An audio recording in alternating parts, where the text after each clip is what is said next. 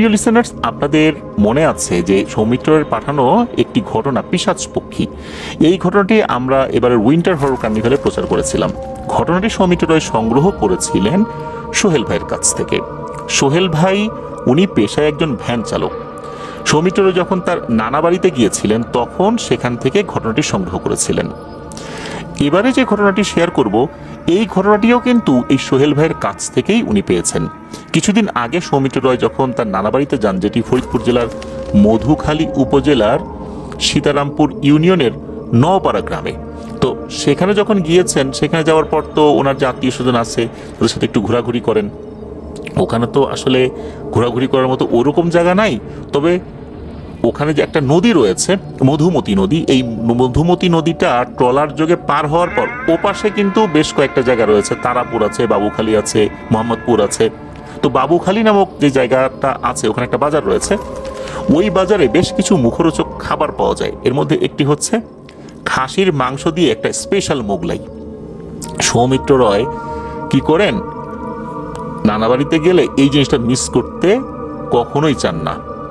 যখনই যান তখনই ওই জায়গাটাতে যাওয়ার চেষ্টা করেন। তো বরাবরের মতো এবারেও কিন্তু এই সোহেল ভাইকে সাথে নিয়েছিলেন। সোহেল ভাইকে সার্বক্ষণিকই রাখেন, ওনারা যেখানে যান সেখানেও সোহেল ভাইকে নিয়ে যান। যে খাবারগুলো খান সোহেল ভাইও ওনাদের সাথে গল্প গুজব করতে করতে উনিও খেতে থাকেন। তো সৌমিত্র রয় যখন জানালেন যে পিশাচপক্ষী ঘটনাটি আমাদের চ্যানেলে প্রচারিত হয়েছিল, তখন সোহেল ভাই তো আসলে এই যে ইউটিউব বা এই বিষয়গুলো জানেন না। ওনার কাছে একটা স্মার্টফোন আছে, তবে ইউটিউব বা হোয়াটসঅ্যাপ এই বিষয়গুলো উনি ওইভাবে আসলে বোঝেন না। তখন ওনাকে এই বিষয়টা দেখালেন। দেখানোর পর উনিও আরও বেশ কিছু ঘটনা বলতে আগ্রহী হন এবং উনি বলেন কত ঘটনা লাগবে, শত শত ঘটনা ওনার জানা আছে। এরপর সৌমিত্র রায় বলেন যে ঠিক আছে ভাই, ছোট ঘটনা না হয় আমরা একটু পরে শুনি, একটু বড় ঘটনা হলে কেমন হয়। এরপর এই সোহেল ভাই দারুণ একটি ঘটনা শেয়ার করেন সৌমিত্র রায়ের সাথে। ঘটনাটি এটার যে সময়কাল এটা উনি নির্দিষ্ট করে বলতে পারেননি, অনেক আগের ঘটনা তো নির্দিষ্ট করে অনেক তথ্যই বলাটা মুশকিল। বিশেষ করে আশেপাশে যারা আছেন তারা মোটামুটি যারা অনেক বয়স্ক তারা এই ঘটনাটা জানেন, তারাই মূলত অনেকগুলো নাম বলতে পারেন যে এই ঘটনার সাথে সম্পর্কযুক্ত যারা যারা ছিলেন। এই ঘটনার সাথে মূল সম্পর্কযুক্ত দুজন ব্যক্তি, একজনের নাম হচ্ছে রহিম আলী আর একজনের নাম হচ্ছে ময়না।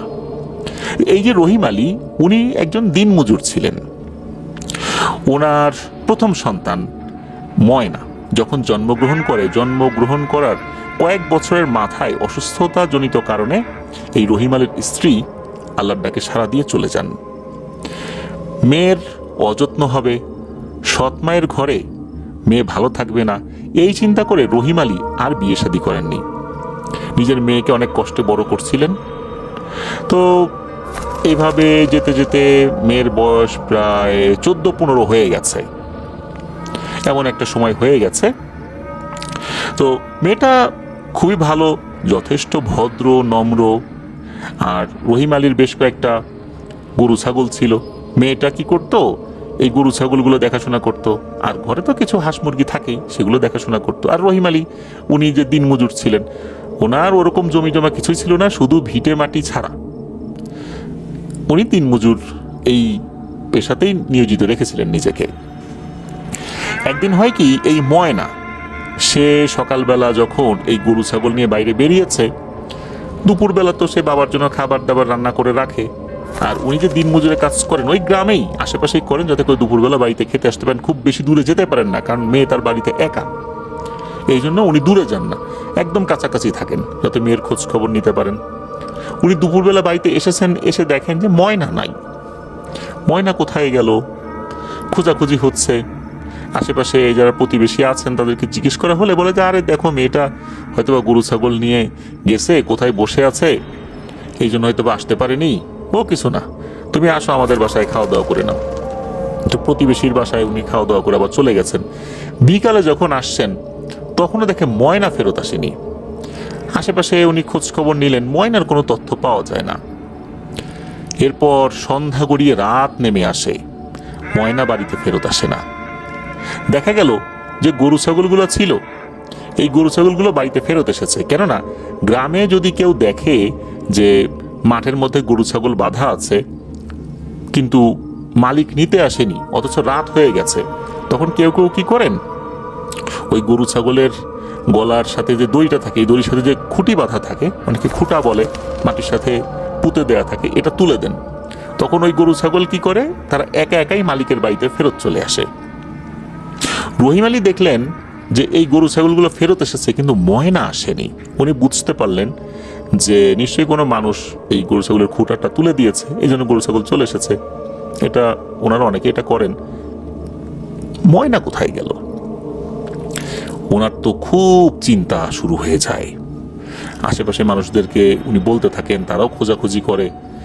ওনারা যতটুকু পেরেছেন আর কি, ততটুকু জায়গা জুড়ে খুঁজেছেন। তারপর বিভিন্ন মানুষের কাছে জিজ্ঞেস করেছেন যে তারা দেখেছে কিনা। তারা কেউই বলতে পারে না, শুধু এতটুকু বলতে পারে, হ্যাঁ সকালবেলা এই গরু ছাগল নিয়ে সে মাঠের দিকে যেতে দেখেছে। এরপরে কেউ আর ময়নাকে দেখেনি। ময়না নিখোঁজ। রহিম আলী তার একমাত্র মেয়ে, যাকে উনি ধরে রেখে বেঁচে থাকার স্বপ্ন দেখেছিলেন, তার স্ত্রীর মৃত্যুর পরে আর নতুন করে সংসারও করেননি, শুধু মেয়ের কথা চিন্তা করে, সেই মেয়েটা নিখোঁজ হয়ে গেছে।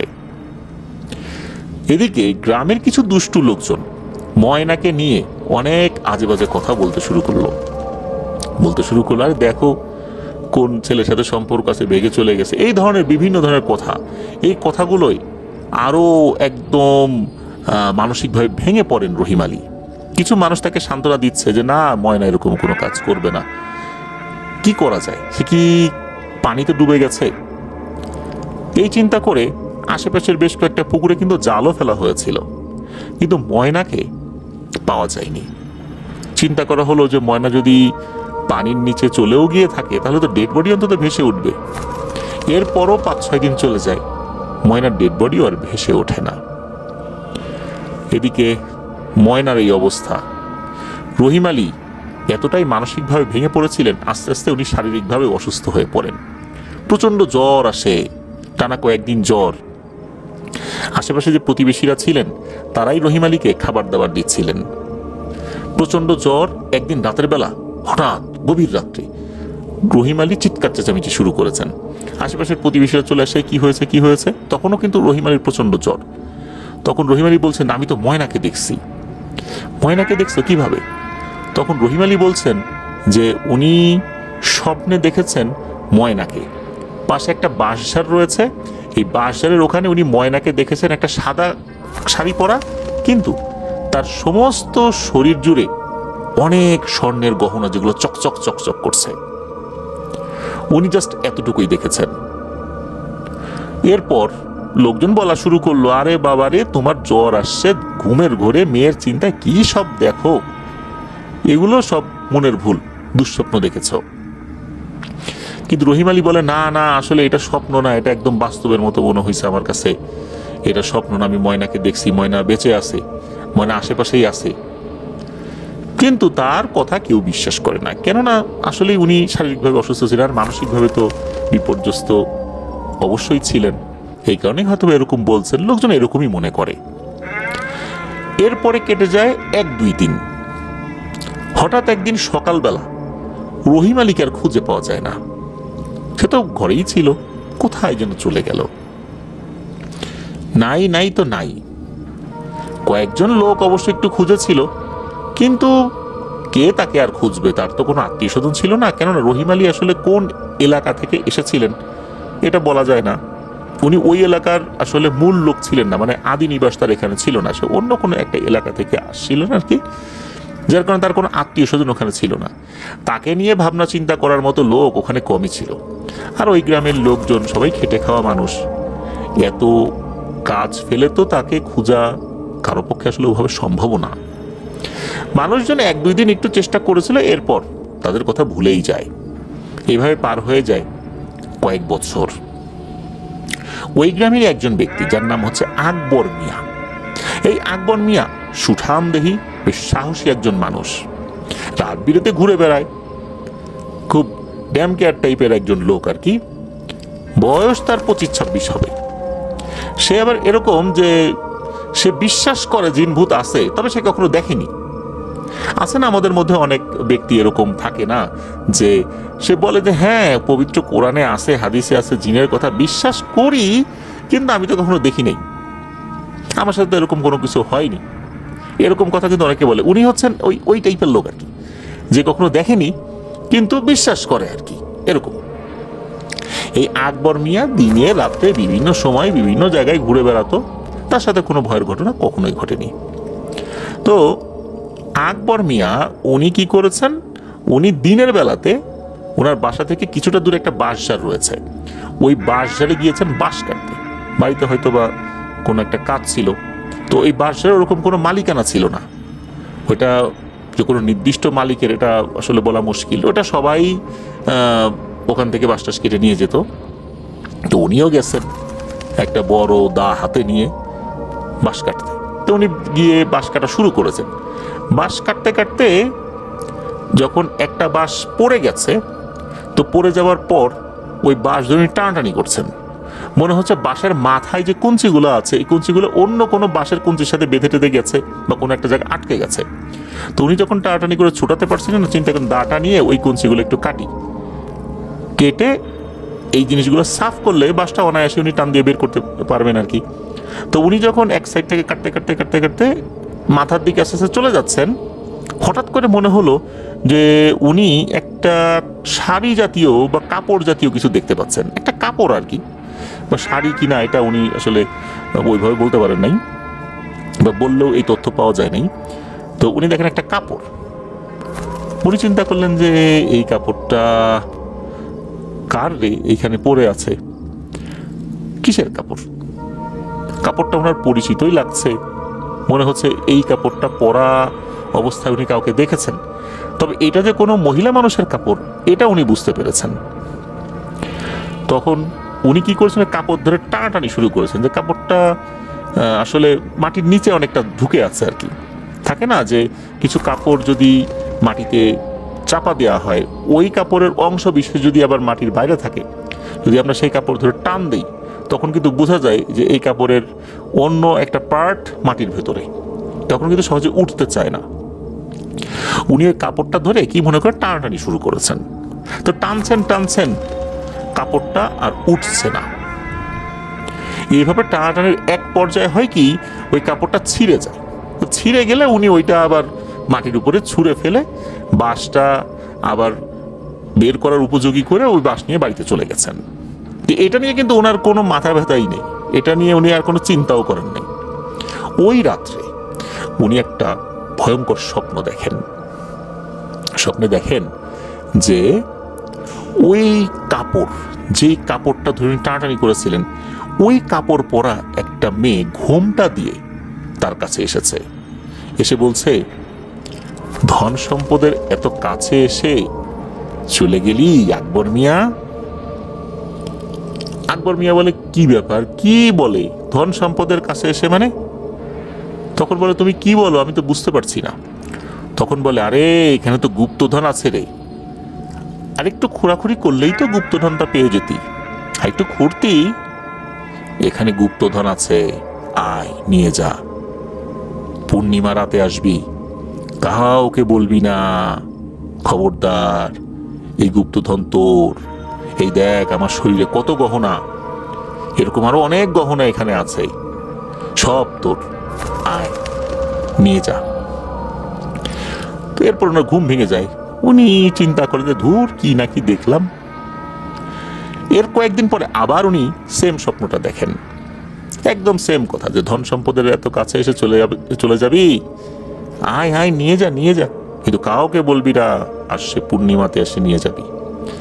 উনি টানা 4-5 দিন এই স্বপ্ন দেখে। টানা 4-5 দিন বলতে টানা 4-5 বার আর কি, গ্যাপে গ্যাপে দেখেছে আর কি। একটা সময় এসে ওনার কাছে মনে হলো যে আসলেই তো একটু যাই না, গিয়ে দেখি এখানে কি আছে, কোনো গুপ্তধন যদি থেকে থাকে তাহলে পাবো। ওই চিন্তা করে উনি রাতের বেলা, মানে এক রাত্রে, যেই রাত্রে আবার পূর্ণিমা ছিল, ওটা উনি বুঝে শুনে গেছেন, কারণ স্বপ্নে বারবার বলে দেওয়া হয়েছে পূর্ণিমা রাত্রে, এই কারণে কিন্তু ঘন ঘন মানে তাকে এই স্বপ্ন দেখানো হয়েছে বা উনি ওই স্বপ্নটা দেখেছেন আর কি। উনি সাপল বা গাইতি বা শাবল বা গাইতি যেটা বলে আর কি বিভিন্ন এলাকায় আর কি, তো এরকম একটা শাবল নিয়ে রওনা দিয়েছেন রাতের বেলা এই বাঁশঝাড়ের উদ্দেশ্যে। উনি যেই রাত্রে বের হয়েছেন, পূর্ণিমা ছিল, জ্যোৎস্নার আলোতে চারদিকে একদম খুব ভালোভাবেই বোঝা যাচ্ছিল। বিশেষ এক উদ্দেশ্য নিয়ে উনি বাসা থেকে বের হলেন। হাঁটতে হাঁটতে চলে গেলেন সেই বাঁশঝাড়ের দিকে। যেখানে উনি ওই কাপড়টা পেয়েছিলেন ওই জায়গাটা শনাক্ত করার চেষ্টা করছেন উনি। একটা সময় পেয়েও গেলেন, কারণ ওই কাপড়ের একটা ছেঁড়া অংশ বের হয়েছিল, আর পাশে ওই কাপড়ের অংশটাও পড়েছিল, যেটা উনি বাঁশ কাটতে এসে ফেলে রেখে গিয়েছিলেন, ওটার ওখান থেকে সরেনি, যার কারণে সহজেই বুঝতে পেরেছিলেন যে জায়গাটা কোথায়। এরপর উনি ওইখানে শাবল দিয়ে খুঁড়তে থাকেন। স্বপ্নের মধ্যে তাকে এটাও বলে দেওয়া হয়েছিল যে এখানে কাপড় ধরে টানাটানি করেছিল ওইখানেই খুঁড়তে হবে। তো এই কারণে ওখানে খোঁড়া শুরু করেছেন। অল্প কিছু সময় খোঁড়ার পর পরই ওনার শাবলে টং করে একটা মেটালিক সাউন্ড আসে। নিচে যদি কোনো ধাতব জিনিস থাকে, তামা বা পিতল জাতীয় কোনো কিছু যদি থাকে, এটার সাথে আঘাত লাগলে যেরকম শব্দ হয় ওরকম একটা টং করে আওয়াজ হয়। এটা যখন হয়েছে এরপর উনি বুঝতে পারেন যে আসলেই তো নিচে কিছু আছে। উনি আরো ভালো করে খোঁড়ার জন্য যখনই আবার শাবল দিয়ে আঘাত করছিলেন ততবারই টং টং টং এরকম আওয়াজ আসছে। ওই সময় হঠাৎ করে বাঁশের ভিতরে বাতাস শুরু হয়ে যায়, তবে সেটা ঝড়ো বাতাস বলা মুশকিল, যে এমন বাতাস না সবকিছু একদম ভেঙে চুরে একাকার হয়ে যাচ্ছে, বিষয়টা এরকম না। এমন একটা মৃদু ঠান্ডা বাতাস, যেই বাতাসে আসলে বাঁশঝাড় ওইভাবে দোলার কথা না, কিন্তু দুলছে। আর ঠান্ডা বাতাসটা ওনার শরীরে এসে লাগছে, মনে হচ্ছে ওনার এখনই ঘুম চলে আসবে, এত দারুণ একটা বাতাস।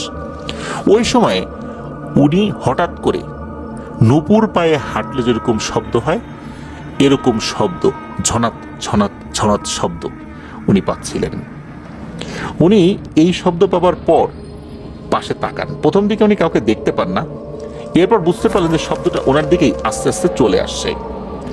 উনি চিন্তা করলেন যে কে আসে। উনি ফিল করলেন যে শব্দটা মনে হচ্ছে আরো কাছে চলে এসেছে। এবার উনি তাকিয়ে একটা জিনিস দেখতে পান। উনি দেখতে পান যে এই জিনিসটা স্বপ্নে দেখা সেই অবয়বটাই, মাথায় ঘোমটা দেয়া, সাদা শাড়ি পরা, আর শরীর ভর্তি স্বর্ণের গহনা, চাঁদের আলোতে চকচক করছে। ওই বাঁশঝাড়টা কিন্তু এমন গভীর ছিল না যে দিনের বেলাতেও চাঁদের আলো পড়ে না, বিষয়টা এরকম না, বেশ ফাঁকা ফাঁকা ছিল আর কি। তো চাঁদের আলো অনায়াসেই সেখানে প্রবেশ করছিল। এরপর যে বাতাসটা হচ্ছিল, এই বাতাসে হঠাৎ করেই মাথার ঘোমটা পড়ে যায় ওই অবয়বের। তখন এই আকবর মিয়া দেখতে পান যে আরে এ তো ময়না। তখন ময়না হেসে দেয়, হেসে দিয়ে বলে, আকবর মিয়া, ধন সম্পদের তো খুব কাছে চলে এসেছিস, নে খোর, এগুলো সব তোর। এইটা দেখার সাথে সাথে আকবর মিয়া চিন্তা করতেছে যে আরে এই ময়না তো নিখোঁজ হয়ে গেছে তারও বেশ কিছুদিন, কয়েক বছর হয়ে গেছে। এরপর রহিম মিয়াও নিখোঁজ, এই ময়না এখানে আসলো কিভাবে? এটা তো কোনো স্বাভাবিক বিষয় না। ওই সময় এই আকবর মিয়া মারাত্মক ভয় পেয়ে যায়। এটাই তার জীবনে প্রথম কোনো ভৌতিক ঘটনা। ভয়ে কিং কর্তব্য বিমূঢ় হয়ে পড়ে কি করবে না করবে বুঝতে না পেরে হাতে থাকা শাবলটা ওই অবয়বের দিকে ছুঁড়ে মারে। ছুঁড়ে মারার সাথে সাথে মনে হলো একটা বাতাস ভেদ করে ওই অবয়বটা আসলে আরো সামনে চলে আসলো। তার বডিটা একটা বায়বীয়, একটা বাতাসের মতো, আর ওই শাবলটা ওই অবয়বকে ভেদ করে ও পাশে গিয়ে পড়লো। এইটা দেখার সাথে সাথে এই আকবর মিয়া বুঝতে পারলো বিশাল বড় একটা বিপদে উনি পড়ে গেছেন। এখন কি করবেন? এটাকে তো উনি মারতে পারবেন না, কারণ শাবলটা ছুঁড়ে মেরেছেন হঠাৎ করে, বুঝে হোক না বুঝে হোক, কিন্তু শাবলটা তো তাকে ভেদ করে ওপাশে গিয়ে পড়লো।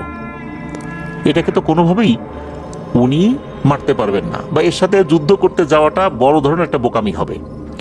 উনি উল্টো দিকে ঘুরে দিয়েছেন এক দৌড়ে উনি বাড়িতে চলে গেছেন। বাড়িতে চলে যাওয়ার পর তো চিৎকার চেঁচামেচি শুরু করেছেন, কিন্তু তখন অজ্ঞান হন নাই। ওনার চিৎকার চেঁচামেচিতে বাড়ির লোকজন সব তো উঠে গেছে। এই কি হয়েছে? তখন বলে যে আমি তো ভূত দেখছি। ভূত বলতে কোথায় ভূত? ওই বাঁশঝাড়ে আমি ময়নাকে দেখছি। ময়নার কথা শোনার সাথে সাথে তার বাড়ির লোকজন নড়ে চড়ে বসে, যে ময়নাকে দেখছিস মানে? ঘটনা কি? তখন বলে যে হ্যাঁ আমি তো রাতের বেলা ওই বাঁশঝাড়ে গেছিলাম, তাই আমি এরকম দেখছি। সবাই বলতেছে বাঁশঝাড়ে গেছিলি কেন? এই রাতের বেলা বাঁশঝাড়ে কি কাজ? নেশাপানি করার জন্য গেছিলি নাকি? তখন কিন্তু উনি ওই গুপ্তধনের প্রসঙ্গটা এড়িয়ে যান। তখন উনি একটু কৌশলে বলেন, আমি তো একটা স্বপ্ন দেখতাম, স্বপ্নের মধ্যে কে যেন এসে বলতো যে ওখানে আয় ওখানে আয়, তো আমি তো ওখানে গেছি, রাত্রের বেলা যাবো তো এই জন্য সাহস করে একটা শাবল নিয়ে গেছি, কি হয় না হয়। তারপর দেখি এই ঘটনা, আমি ময়নাকে দেখছি। উনি কিন্তু গুপ্তধনের বিষয়টা এড়িয়ে যান। তখন পরিবারের সদস্যরা বলে এখন রাতের বেলা আমরা ওইদিকে যাব না, সকালবেলা ইনশাল্লাহ দেখা যাবে। এদিকে সকালবেলা আরো লোকজন চলে আসে। লোকজন চলে আসার পর একই ধরনের কথা, মানে গুপ্তধনের কথাটা এড়িয়ে গিয়ে উনি বাকি কথাগুলো বলতে থাকেন। লোকজন বলে যে ময়না তো বেশ কয়েক বছর আগেই নিখোঁজ হয়ে যায়, পরে তার বাবাও নিখোঁজ হয়ে গেল, তাদেরকে আর কোথাও পাওয়া গেল না। তুমি ময়নাকে দেখবা কোথা থেকে? ময়না তো আশেপাশে 10 গ্রামেও নাই, এটা আমরা নিশ্চিত, তার বাবাও নাই, তুমি মনে হয় ভুল দেখছো। তখন বলে যে না আমি ঠিকই দেখছি, আমি শাবল ছুঁড়ে মারছিলাম তার দিকে। তাহলে শাবল একটা প্রমাণ, এটা কিন্তু একটা প্রমাণ। তখন কি করেছেন, লোকজন বের হয়েছেন ওই বাঁশঝাড়ের দিকে যাবার জন্য। বাঁশঝাড়ের দিকে যখন ওরা গিয়েছেন, যাওয়ার পর ওই যে কাপড়ের অংশ পরে থাকা বা এই জিনিসগুলো আসলে একটা আলামত হিসাবে ছিল, এর কিছুই ছিল না ওখানে। যে কাপড়টা ধরে উনি টানাটানি করেছিলেন, ছিঁড়ে গেল, ওটা ওখানে ফেলে রেখেছিলেন, পরে গিয়েও তো সেই কাপড়টা উনি ওখানে দেখেছেন, কিন্তু ওই লোকজন গিয়ে ওগুলো আর দেখেনি। এদিকে শাবল খুঁজতে থাকে।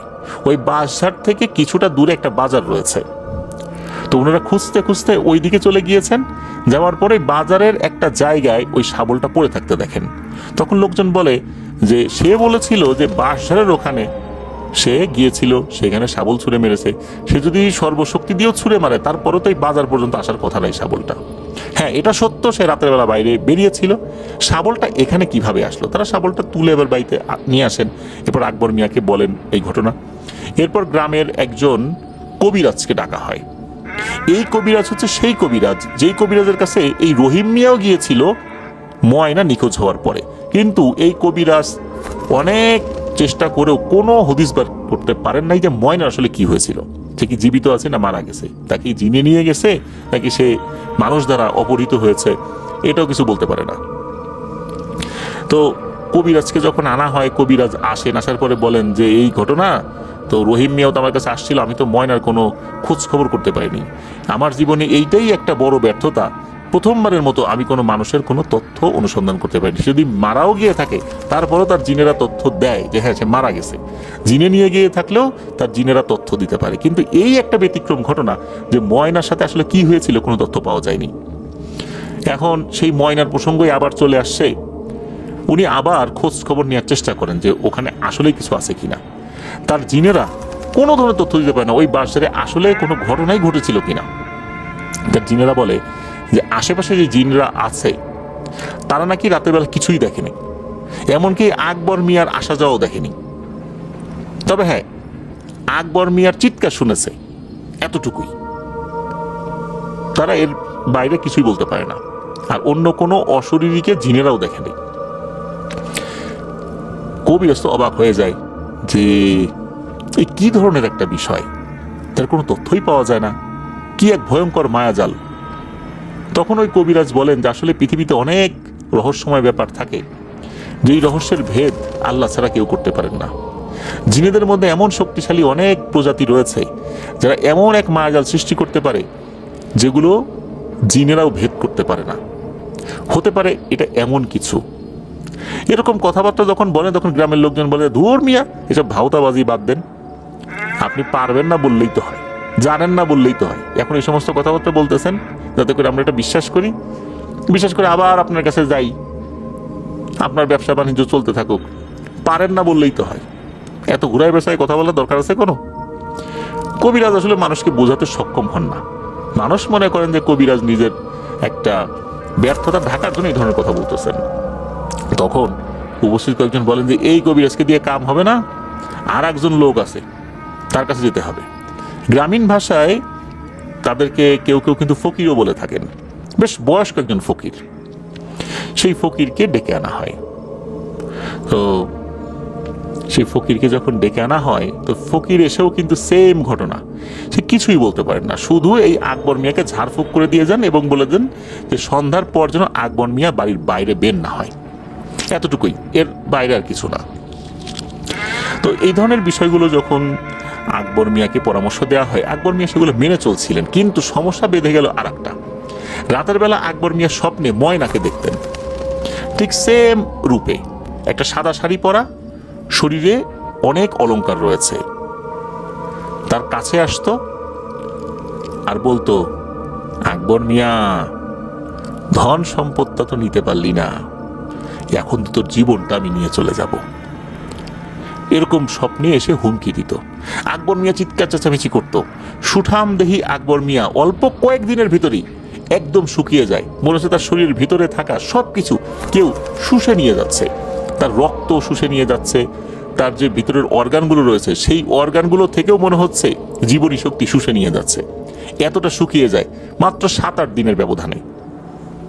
এক সন্ধ্যায় আকবর মিয়া চিৎকার চেঁচামেচি শুরু করেছে, রাতের বেলাও না, সন্ধ্যায়, তখন মাগরিবের আজান দেয়নি, কিন্তু এখনই দিয়ে দেবে এমন একটা ভাব। বাড়ির লোকজন চলে আসে, সে বাড়ির ঘরের বারান্দার উপরে পাটি বিছিয়ে তাকে আসলে শুয়ে রাখা হয়েছিল, সে ওখানে শুয়েছিল, সে চিৎকার করছে। বাড়িতে থাকা ওই সময় যারা মহিলারা ছিলেন, আকবর মিয়ার মা, অন্য যারা আছেন আর কি, তারা চলে আসে, বাবা কি হয়েছে কি হয়েছে, বলে যে আমার বুকের উপর ময়না উঠে বসছে, আমার বুকের উপর প্রচন্ড চাপ দিচ্ছে, আমি মনে হয় বাঁচবো না, এই বলে সে ছটফট করতে থাকে। তার মা বোন দ্রুত সরিষার তেল নিয়ে তার হাতে পায়ে ঘষতে থাকে, মাথায় ঘষতে থাকে। মাত্র কয়েক মিনিটের মধ্যে সে ছটফট করতে করতে পৃথিবীর মায়া ত্যাগ করে আল্লাহর ডাকে সাড়া দিয়ে চলে যান। এরপর আবার কবিরাজ নিয়ে আসা হয়েছিল, সেই বৃদ্ধ কবিরাজকে, যিনি পরে এসেছিলেন আর কি।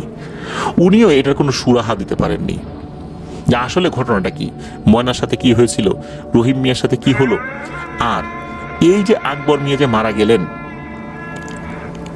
তার ব্যাপারটাই বাকি। তার লাশ দাফন করার আগেই কিন্তু ওই কবিরাজকে নিয়ে আসা হয়েছিল।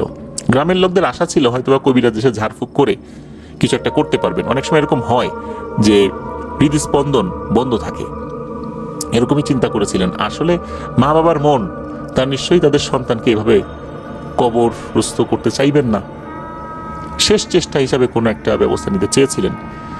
ওই ফকির বা কবিরাজ এসেও কোনো তথ্য দিতে পারেননি।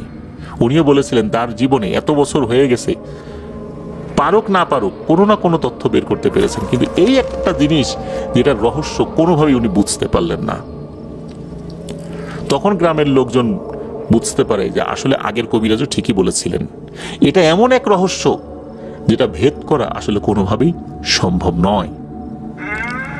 ময়না হঠাৎ করে কোথায় চলে গেল? এরপর ময়নার সাথে এই গুপ্তধনের সম্পর্কই বা কি? রহিম আলী কেনই বা হারিয়ে গেলেন? আর এত লোক বাদ দিয়ে আকবর মিয়া, তাকে কেন টার্গেট করা হলো? আকবর মিয়া ওই বাঁশ ধরে বাঁশ কাটতে গিয়ে যে কাপড় ধরে টানাটানি করেছিলেন, ওই কাপড়ের নিচে অর্থাৎ মাটির নিচে কি ময়না ছিল যাকে কোনোভাবে মেরে রাখা হয়েছিল? এটাও কেউ বলতে পারে না, কেননা কেউ আর ওখানে গিয়ে মাটি খুঁড়বার সাহস করেনি।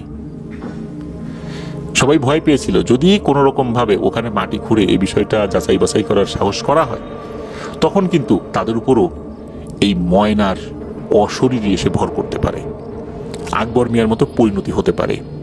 কেউ আর ওই গুপ্তধনের আশায় মাটি খোঁড়ার চেষ্টা করেনি। কিন্তু এই এক বিশাল রহস্যজনক বিষয়, কেননা এটার কোনো রকমের তথ্য আর পাওয়া যায়নি। প্রিয় লিসেনার্স, আপনাদের কাছে কি মনে হতে পারে? আপনাদের কাছে যেই বিষয়গুলো মনে হতে পারে তা কিন্তু এই ভিডিওর কমেন্ট সেকশনে কমেন্ট করে জানিয়ে দিতে পারেন। তো এই ঘটনাটি সৌমিত্র রয় উনি বেশ কয়েকবার শুনেছেন ওনার দাদু শ্রীবাস দাসের কাছ থেকে। এই শ্রীবাস দাস দাদুর ঘটনা কিন্তু এর আগে আমরা বেশ কয়েকটি প্রচার করেছি। উনিও যদিও বা বর্তমানে ভারতে রয়েছেন, আর সৌমিত্র রয়ের দাদা বাড়ি কিন্তু রাজবাড়ী জেলার বালিয়াকান্দি উপজেলার ভেলাবাড়িয়া গ্রামে। ঘটনাটি এই ভেলাবাড়িয়া গ্রামেই অনেক আগে ঘটেছিল। তখন শ্রীবাস দাস দাদু একদম টকবগে যুবক। ঘটনাটি যখন ঘটে তখন উনিও এই ঘটনার একটা সাক্ষী বলতে হবে। তো চলুন ঘটনায় চলে যাই। ঘটনাটির সময়কাল 50-এর দশকের কোন একটা সময়। ওই গ্রামে হঠাৎ করেই এক রহস্যময় ঘটনা ঘটতে শুরু করে। এক বাড়িতে মাঝরাতে হঠাৎ করে গোয়াল ঘর থেকে গরুর উচ্চস্বরে ডাক সবাই শুনতে পায়। অনেক সময় দেখা যায় যে গরুকে যদি টানা হয়, গরুর গলায় যে দড়ি থাকে, এই দড়ি ধরে যদি টানা হয়, গরুকে সামনের দিকে এগিয়ে নিয়ে যাওয়ার চেষ্টা করা হয়, তখন কিন্তু গরু এক ধরনের শব্দ করে, গরু যেতে চায় না, তারপরে মাটি ঘেঁষে ঘেঁষে কিছুটা আগায়, এটারও কিন্তু একটা শব্দ হয়।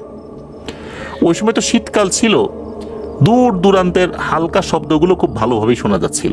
তো মনে হচ্ছে গোয়াল ঘরে চোর ঢুকেছে আর গরুর দড়ি ধরে টানাটানি করছে। আর এটাও বোঝা যাচ্ছে যে কোন একটা চোর শব্দ করে দড়ি ধরে যখন হ্যাচকা টান দেয়, সেও একটা শব্দ করে।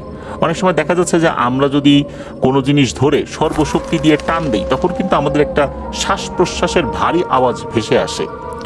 যখন কেউ দড়ি ধরে টান দেয়, একটু শক্ত করে টান দেওয়ার জন্য, অর্থাৎ শক্তি লাগিয়ে টান দেওয়ার জন্য কিন্তু হু হু এরকম শব্দ করে, ওই রকম শব্দ হচ্ছে। এটা শোনার পর বাড়ির লোকজন তো বুঝে যায় যে গোয়াল ঘরে চোর ঢুকেছে, গরু চোর। তখন বাড়ির লোকজন বলে, এই চোর চোর চোর, গরুর চোর আসছে, তাড়াতাড়ি গোয়াল ঘরের দিকে সবাই আসো। লোকজন তো ওই বাড়ির যারা ছিলেন তারা তো উঠে পড়েছেন। গোয়াল ঘরের দিকে যখন গিয়েছেন তখন তারা দেখেন যে একটা ছিপছিপে গড়নের মানুষের অবয়ব, পরনে সাদা টাইপের একটা জিনিস পরা, মনে হচ্ছে একটা সাদা লুঙ্গি, কিন্তু সেটা কাঁচা দিয়ে রেখেছে। আর এটা চোখ বোঝা যাচ্ছে না, কিন্তু বডিটা একদম কুচকুচে কালো। আর চাঁদের আলো যতটুকু ছিল, বডিটা মনে হচ্ছে একদম চকচক চকচক করছে। চোররা কিন্তু চুরি করবার আগে সমস্ত শরীরে খুব ভালো করে সরিষার তেল মালিশ করে, যাতে করে তাকে যদি কেউ জাপটে ধরে শরীরটা পিছলে বেরিয়ে যায়। আর কিল ঘুষি মারলেও দেখা যাচ্ছে যে শরীর উপর দিয়ে চলে যায়, গায়ে কিন্তু ওভাবে খুব একটা লাগে না। এই জন্য চোরকে পেটানোর জন্য গ্রামের লোকজন কিন্তু লাঠি ব্যবহার করে, কারণ জানে যে এইসব তৈলমর্দনকারী চোরগুলো শরীরে এমনভাবে কয়েক কেজি সরিষার তেল মারে, যার কারণে এদেরকে কিন্তু আসলে কিল ঘুষি দিয়ে খুব একটা জুত করা যায় না। এরা তো লাঠি সোটা নিয়ে আসছে, এসে দেখে এরকম একটা ব্যাপার, চোরের এক হাতে গরুর দড়ি, একটা গরুকে সে বের করেই নিয়ে আসছে, এদিকে লোকজন তো চলে আসছে। তখন চোর কি করেছে, দড়ি ছেড়ে দিয়ে দিয়েছে এক ভৌ দৌড়। বাড়ির যেই সাইডে মাঠ ছিল, অর্থাৎ ফসলের ক্ষেত, ফসলের মাঠ, ওই দিকে দৌড় দিয়েছে। বাড়ির কয়েকজন সদস্য ওই চোরের পিছু পিছু দৌড় দিয়েছে হাতে লাঠি নিয়ে, এই ধর ধর ধর। আর যখন চোর চোর করে চিৎকার করা শুরু হয়ে গেছে, গ্রামে তো অনেক দূর পর্যন্ত ওই আওয়াজ চলে গেছে। আর গ্রামে যদি একবার চোর চোর বলে চিৎকার শুরু হয়ে যায়, তখন কিন্তু গ্রামের আবাল বৃদ্ধ বনিতা যে এই আওয়াজ শুনেছে, যার ঘুম ভেঙে গেছে, হাতের কাছে যে যেটা পেয়েছে সেটা নিয়ে কিন্তু চলে আসে চোর পেটাবে বলে।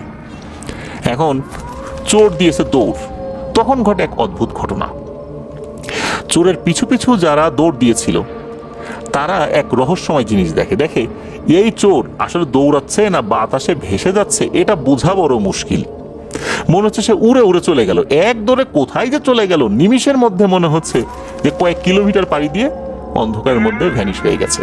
লোকজন আসে, এসে কিছুই তো আসলে তারা পায় না, কিন্তু চোর যে দেখেছে এটা কিন্তু মানুষ নিশ্চিত যে হ্যাঁ, চোরও তাদেরকে দেখেছে, এরাও চোরকে দেখেছে। ওই রাত্রে তো আর চুরি টুরি করতে পারলো না। এর কয়েকদিন পরে ঘটে আর একটা ঘটনা। ওই ভেলাবাড়িয়া গ্রামেরই একজন ব্যক্তি, উনি সন্ধ্যার পর বাজারে ছিলেন বেশ খানিকক্ষণ। এশার নামাজ পড়ে উনি বাজার থেকে বের হয়েছেন। ওই সময় অর্থাৎ 50-এর দশকে এশার নামাজের পর চারদিকে ঘুটঘুটে অন্ধকার তো বটেই, লোকজন তো ঘুমিয়েও পড়ে। এখনো কিন্তু গ্রাম অঞ্চলে যেখানে ইলেকট্রিসিটি রয়েছে, মাগরিবের নামাজের পর পর সেখানে এমন শুনশান নীরবতা নেমে আসে, বুঝাই মুশকিল যে এখন রাত কয়টা বাজে। মাত্র সন্ধ্যা হয়েছে, কিন্তু মনে হবে রাত 3টা, 3:30 বাজে। যেহেতু ওখানে কোনো ইলেকট্রিসিটির ব্যবস্থা ছিল না ওই 50-এর দশকে ভেলাবাড়িয়া গ্রামে, উনি তো আসছেন একা একা। তো বাজার থেকে উনি একা একাই আসছেন, লোকজন পান নাই। হাতে একটা বিশাল সাইজের কাতল মাছ ছিল। ওই সময় কিন্তু এরকম পলিথিনের ব্যাগ এগুলো ছিল না, কেউ মাথায় ঝুড়ি রাখতেন, ঝুড়ির ভিতর নিয়ে আসতেন। ওই লোকের কাছে তো ঝুড়ি টুড়ি ছিল না। উনি ওই কাতল মাছের যেই কান রয়েছে, কানের ভেতর দিয়ে দড়ি, তারপরে খড়, এরকম একটা সিস্টেম করে কিন্তু ওই বুকের ভিতর দিয়ে ওই দড়ির একটা অংশ বের করে বা খড়ের একটা অংশ বের করে কিন্তু বেঁধে দিয়ে একটা হুকের সাহায্যে নিয়ে আসা যায়। তখন আংটার মতো করে আঙ্গুলটা বাঁকা করে ওই খড়ের ভিতরে আঙ্গুল দিয়ে কিন্তু নিয়ে আসা যায় মাছ। আপনারা কিন্তু অনেকেই দেখেছেন, আগে কিন্তু মানুষ এইভাবে মাছ নিয়ে আসতো। তো উনি ওভাবে এই মাছটা নিয়ে আসছিলেন, সাইজে বেশ বড় মাছই ছিল। আর ওনার বয়স তখন মধ্যবয়সী আর কি, উনি একজন মানুষ, শরীরের শক্তি ভালোই ছিল, ওই মাছ নিয়ে আসতে তার কোনো কষ্টই হচ্ছিল না। তো উনি যখন রওনা দিয়েছেন গ্রামের মেঠো পথ ধরে, হাঁটতে হাঁটতে হাঁটতে হাঁটতে বাড়ির কাছাকাছি এসে একটা ছোট্ট ব্রিজের মতো পড়ে। উনি যখন ওই ব্রিজের উপর মাত্র উঠেছেন, তখন মনে হলো পেছন থেকে কে যেন ছো মেরে তার হাতে থাকা এই কাতল মাছটি নিয়ে সামনের দিকে দৌড় দিল। উনি দেখলেন যে একটা সাদা লুঙ্গি জাতীয় কিছু পরে, সেটা আবার কাছা দিয়ে রেখেছে। এইটার বডিটা একদম ছিপছিপে গরনের, শরীরটা একদম চকচক করছে, মনে হচ্ছে কয়েক কেজি সরিষার তেল শরীরে মেখেছে। এই মাছটা নিয়ে এমন ভাবে দৌড় দিয়েছে তার সামনে দিয়ে, মনে হচ্ছে সে দৌড় দিল না, সে বাতাসে ভেসে ভেসে চলে যাচ্ছে। উনি কি করেছেন, উনিও তো ওইটার পিছু পিছু দৌড় দিয়েছেন, যে এই চোর চোর চোর, আমার মাছ নিয়ে গেল, আমার মাছ নিয়ে গেল, এই দাঁড়া দাঁড়া, এরকম করে বলে পিছন দিকে দৌড় দিয়েছেন। উনি দেখলেন যে মুহূর্তের মধ্যে ওই জিনিসটা এমন দৌড় দিয়েছে যে তার চোখের সামনে থেকে ভ্যানিশ হয়ে গেছে। উনি তো বুঝতে পারলেন যে এই কয়েকদিন আগে গরু চুরি করতে গেছিল যে চোর, নিশ্চয়ই এটা সেই চোর। উনি তো কাতল মাছ হারিয়ে যতটুক না শোকাহত হয়েছেন, তার থেকে বেশি আসলে হতবিহ্বল হয়ে পড়েছেন যে এটা আমি কি দেখলাম, কোনো মানুষ কি এত জোরে দৌড় দিতে পারে। উনি চিন্তা করলেন যে আসলে কিছু কিছু চোর আছে, এরা ছিপছিপে গড়নের হয়, আর শরীরের মধ্যে বিড়ালের হাড় সহ বিভিন্ন ধরনের কালো জাদুর উপকরণ ঢুকিয়ে রেখেছে, সেলাই করে শরীরের ভেতরে ঢুকিয়ে দিয়েছে। এরা বিশেষ কিছু ক্ষমতার অধিকারী হয় আর কি। হতে পারে এটা এই টাইপের একটা খুব চালাক চোর। আর এটা একই সাথে সব ধরনের চুরি করে, গরু চোর, ছিচকে চোর, মানে যত ধরনের চোর আছে সব কিছুর গুণাবলী এর ভিতরে আছে।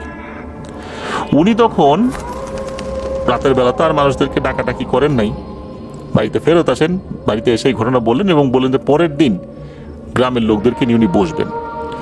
গ্রামের যারা মুরব্বী ছিলেন তাদেরকে নিয়ে একসাথে সবাই বসলেন আর কি।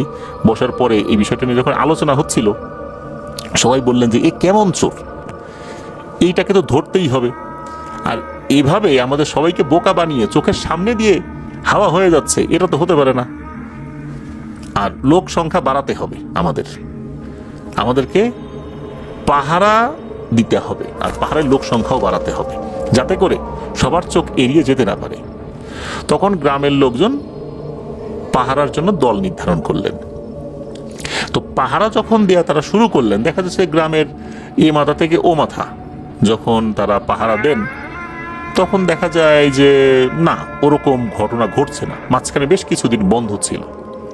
এদিকে এই ঘটনা যখন শুরু হয় তখন কিন্তু একদম শীতের শেষ দিকে, মাঝখানে বেশ কিছুদিন বন্ধ। সবাই ধারণাই করেছিল যে চোর মনে হয় পালিয়েছে, যেহেতু পাহারা দেওয়া শুরু হয়েছে, এখন আর চোর আসবে কোত্থেকে। তখন তারা আবার পাহারার যেই একটা আগ্রহ বা যেই রকম ভাবে শুরুর দিকে তারা একটা প্রবল উৎসাহে শুরু করেছিল, এই উৎসাহে কিছুটা ভাটা পড়ে যায়।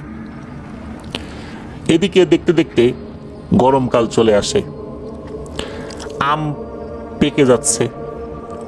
তো ওই গ্রামে যাদের আমের বাগান ছিল বা ভালো ভালো যে গাছগুলো ছিল, যে গাছগুলোর আম খুব মিষ্টি হয়, একবার তারা বুঝতে পারলেন যে আসলে আম মনে হয় রাতের কেউ পেরে নিয়ে যায়।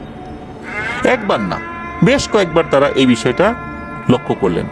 পেরে নিয়ে যায় বলতে কিছু কিছু আম নিচে পড়ে থাকে যেগুলো তখনও পাকেনি, এই আমগুলো নেয় না, পাকা পাকা আমগুলো নিয়ে যায়। চিন্তা করলেন যে আমের বাগান পাহারা দিতে হবে এখন। আবার পাহারা বাড়ানো হলো। তখন ওই গ্রামে যে শুধু অল্প কিছু আম গাছ ছিল তা তো না, বিভিন্ন বাড়িতে কিন্তু আম গাছ ছিল। এখন তো আমাদের বিভিন্ন বাসা বাড়িগুলোতে ফলের গাছ এগুলো আমরা কেটে ফেলে ঘর বাড়ি তৈরি করি। নতুন করে যে ফলের গাছ লাগাতে হবে এই চিন্তা আমাদের মাথায় থাকে না। ওই সময় কিন্তু গ্রামের প্রায় প্রত্যেকটা বাড়িতেই বিভিন্ন ধরনের ফলের গাছ ছিল। আম, কাঁঠাল, জাম, কদবেল, লিচু, সফেদা, তারপরে আতাফল, অনেক ধরনের বড়ই থেকে শুরু করে অনেক ধরনের ফলজ গাছ কিন্তু মানুষ লাগাতেন। এখন কিন্তু এরকমটা দেখা যায় না। তো যাই হোক, এখন প্রত্যেকটা বাড়িতে তো এরকম গাছ আছে, অনেকের আবার বাগানও আছে। কয় জায়গা পাহারা দেবে, এক সাইডে গেলে আর এক সাইডে এই সমস্যা হয়। একবার হলো কি, এই পাহারাদার যে দলটা, এই দলের বেশ কয়েকজন তারা ভাগ ভাগ হয়ে 2-3 এক সাইডে গেছে, আবার 2-3 আরেক সাইডে গেছে। এরকম একটা দল একটা আম বাগানের কাছে আসছে। আম বাগানের কাছে আসার পর মনে হলো যে উপরে শব্দ হচ্ছে, মনে হচ্ছে উপরে বাদুড় জাতীয় কিছু বসেছে। এখন তাদের তো মনে সন্দেহ যে কোনো শব্দ হলেই তারা সেটা যাচাই বাছাই করবেন, কারণ এই চোরটা অনেক চালাক। ওনারা তো ওই সময় হাতে আর টর্চ লাইট পান নাই, সেই 50-এর দশকে তাদের হাতে তখনও টর্চ লাইট আসেনি, হাতে হারিকেন আর কি। তো হারিকেনের আলো উঁচিয়ে ধরে দেখার চেষ্টা করছেন যে উপরের শব্দটা কোত্থেকে আসে। তখন তারা দেখতে পেলেন এই যে সাদা টাইপের লুঙ্গি যদি কেউ কাছা দেয় যেরকম হয় ওই রকম, শরীরটা একদম চকচক করছে, ছিপছিপে গরনের ওই চোরটা গাছের ডালে বসে সে আম চুরি করছে। কোমরে একটা ব্যাগের মতো কিছু রেখেছে, ওর ভিতরে খুব আরাম করে আমগুলো ছিঁড়ে ছিঁড়ে রাখছে। যখন বলছে যে এই চোর চোর চোর চোর পাইছি চোর পাইছি, যখনই এরা চিৎকার চেঁচামেচি শুরু করেছে, ওদের সবার সামনেই চোরটা ওই উপর থেকে, এত উপর থেকেই গাছের প্রায় মগডালের ওইখান থেকে লাফ দিয়ে নিচে নামে।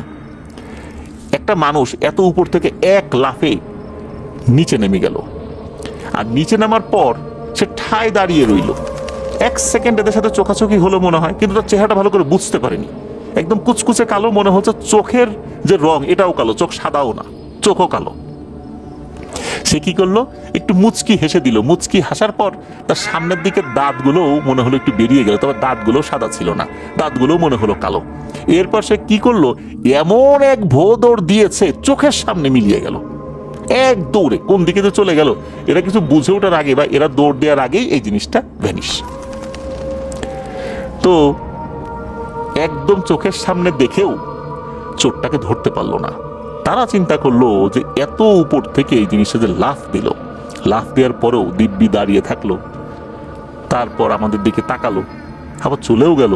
কি আজব ব্যাপার, এটা কি আসলে চোর না অন্য কিছু?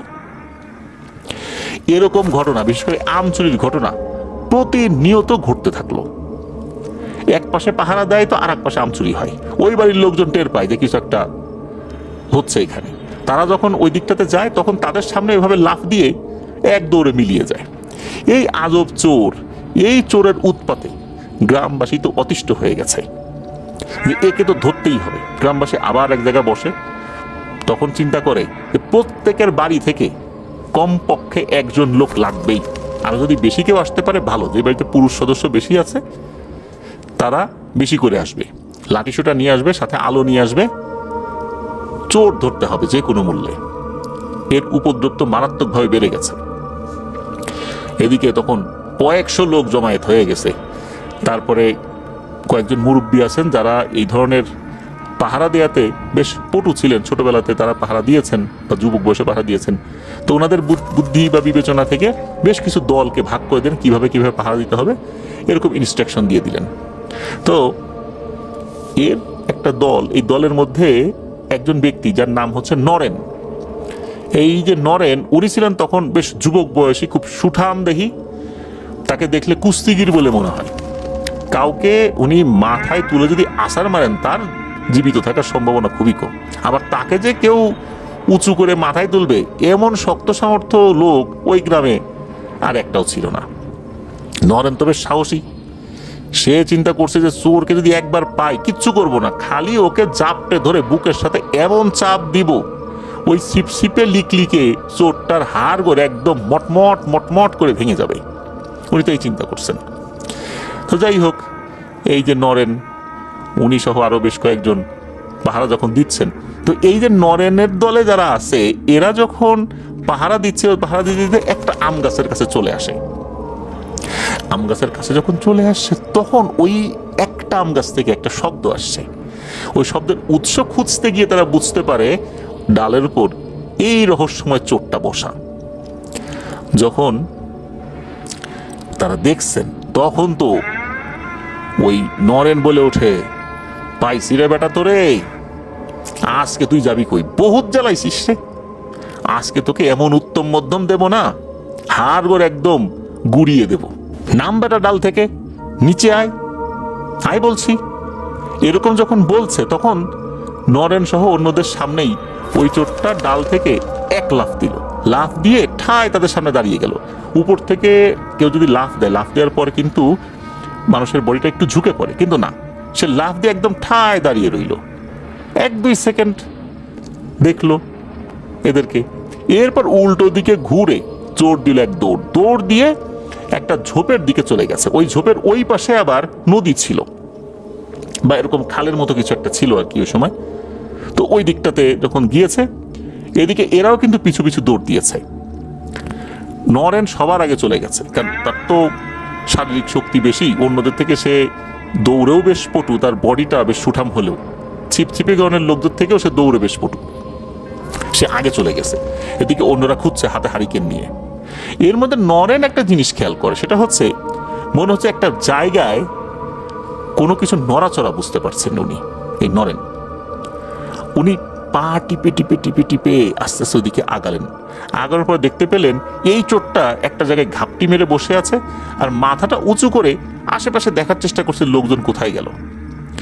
তখন এই নরেন কি করেছে, ওই চোরটার উপর ঝাঁপিয়ে পড়ছে, একদম চাপটে ধরেছে।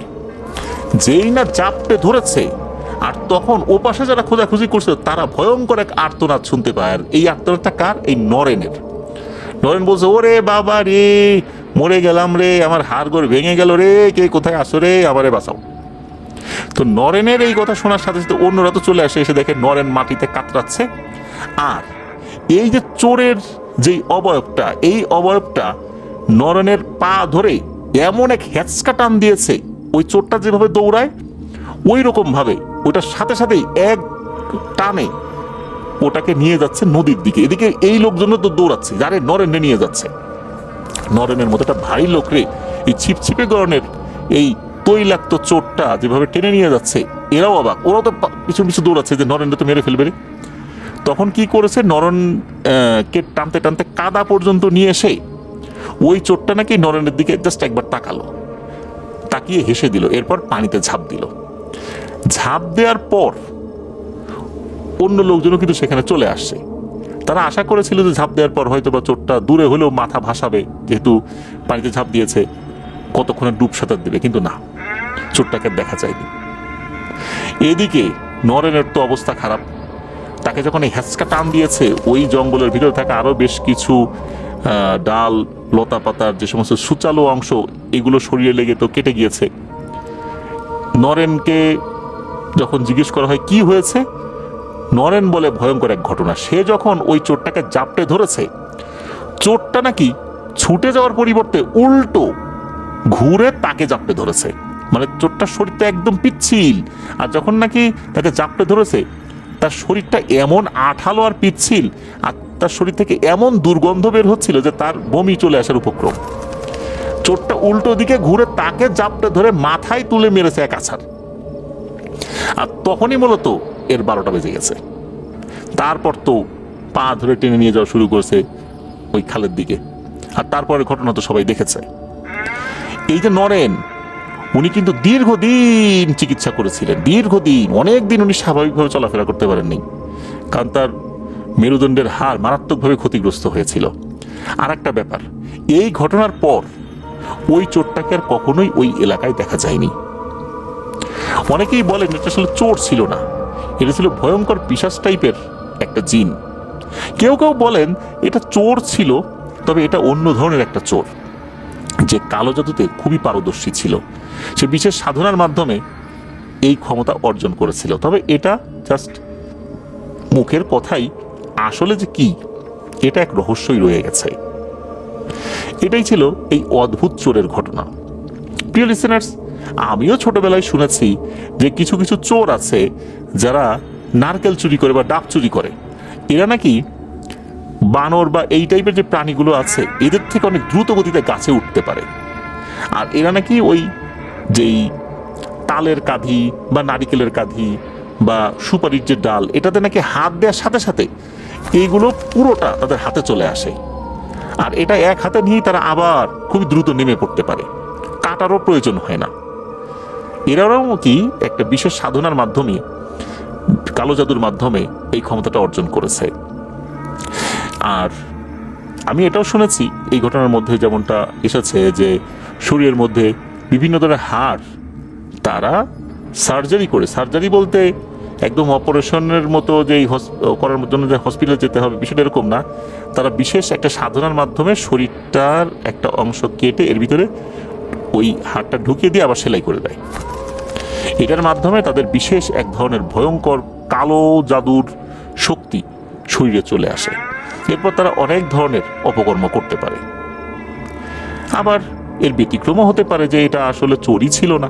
এপিসোডের তৃতীয় ঘটনায়, এই ঘটনাটি আমাদেরকে পাঠিয়েছেন একজন রেমিটেন্স যোদ্ধা ভাই, ওনার নাম সাদিকুর রহমান। ওনার বাড়ি হবিগঞ্জ জেলার নবীগঞ্জ উপজেলার রুস্তমপুরে। উনি বর্তমানে সংযুক্ত আরব আমিরাতের দুবাই ইনভেস্টমেন্ট পার্ক 2-তে কর্মরত রয়েছেন। ওনার পাঠানো বেশ কয়েকটি ঘটনা ইতিমধ্যে আমরা প্রচার করেছি। তো চলুন আজকের ঘটনায় চলে যাই।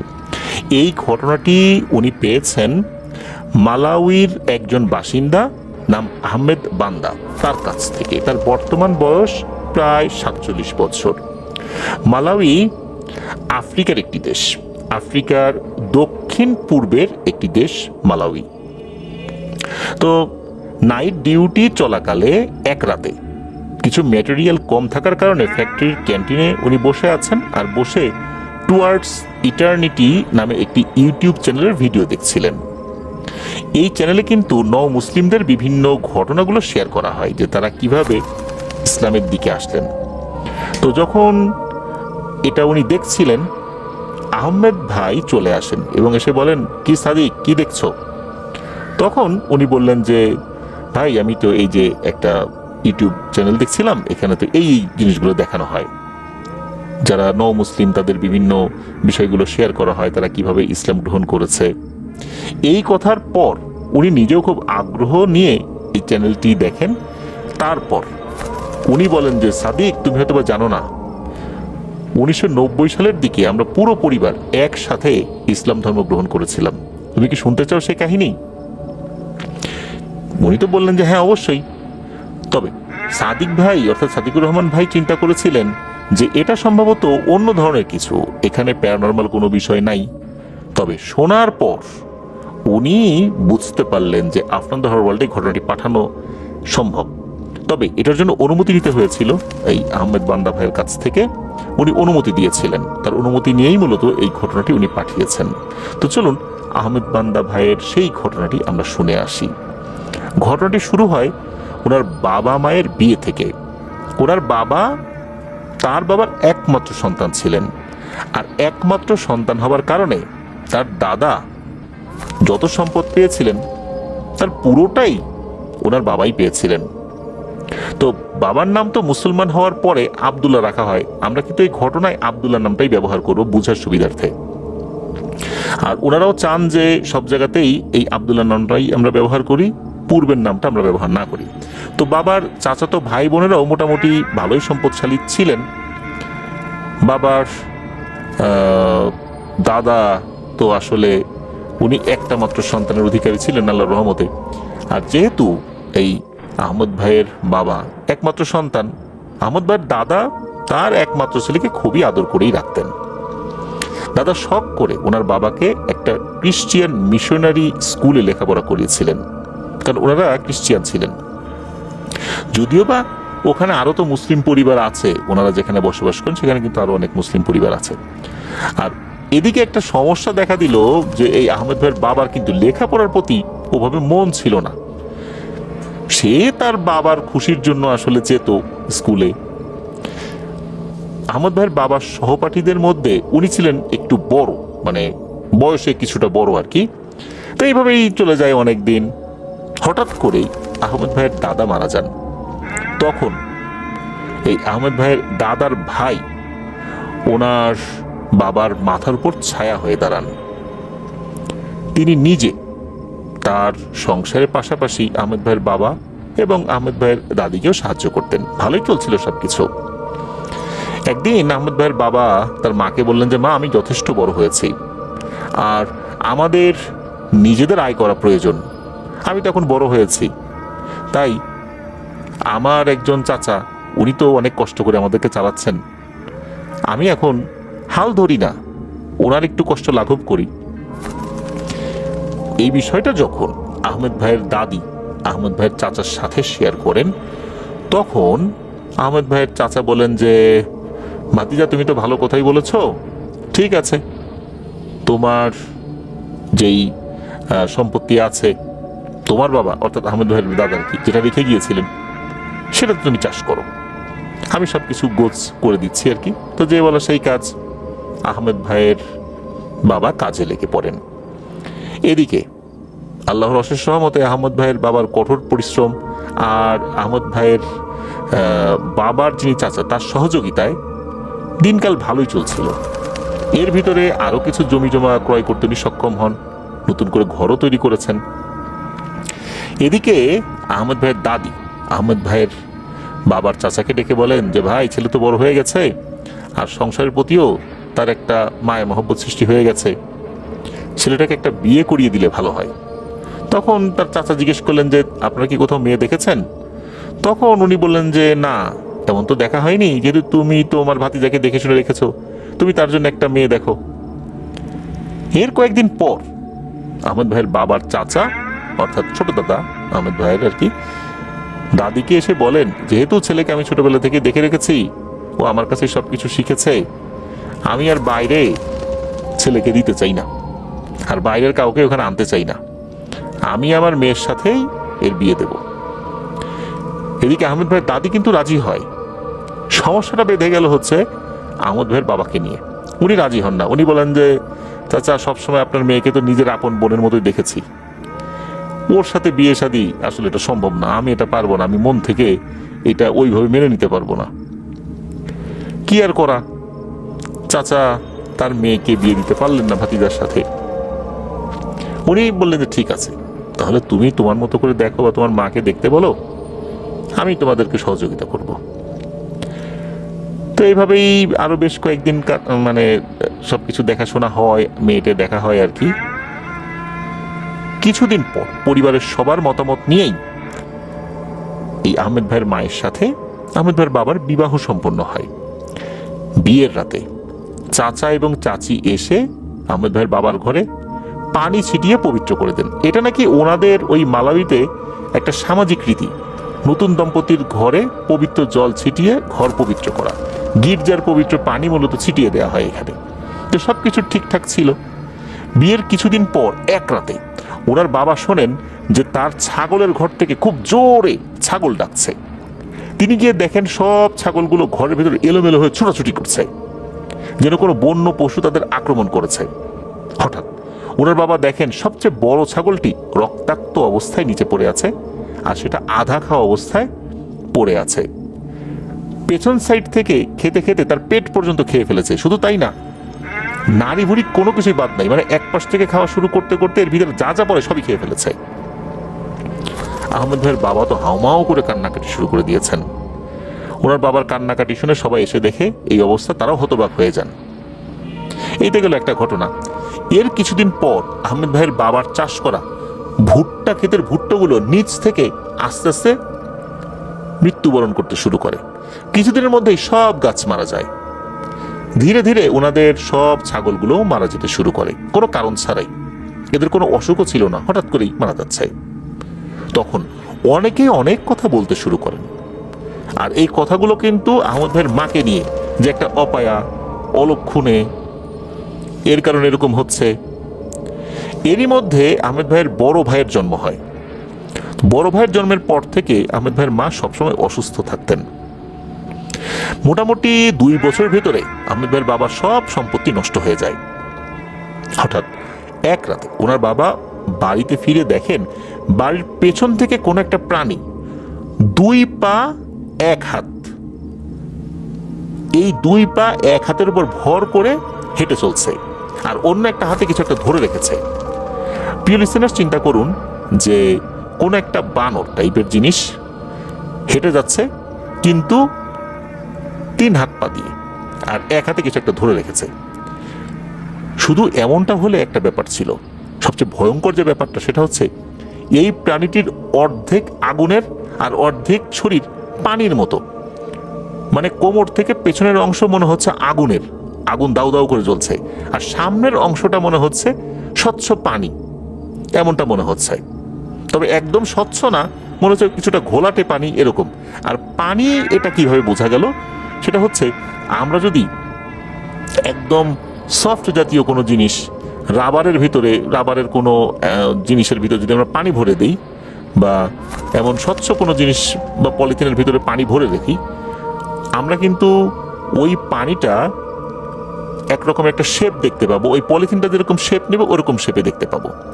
তো মনে হচ্ছে ওর সামনের অংশটা কাচের মতো, ওর ভিতরে পানি দেয়া, মানে এমনটা মনে হচ্ছে। তবে এখানে আরেকটা ব্যাপার হচ্ছে যে পানি যেরকম ঢল ঢল করে, এক পাশে কাত হয়ে যায় আর এক পাশে অন্যরকম হয়ে যায়, ওই রকম মনে হচ্ছে। মানে একটা ফিক্সড শেপ না, এরকম ঢল ঢল করছে পানি, এরকম একটা বডি, আর পেছনেরটা আগুনের মতো।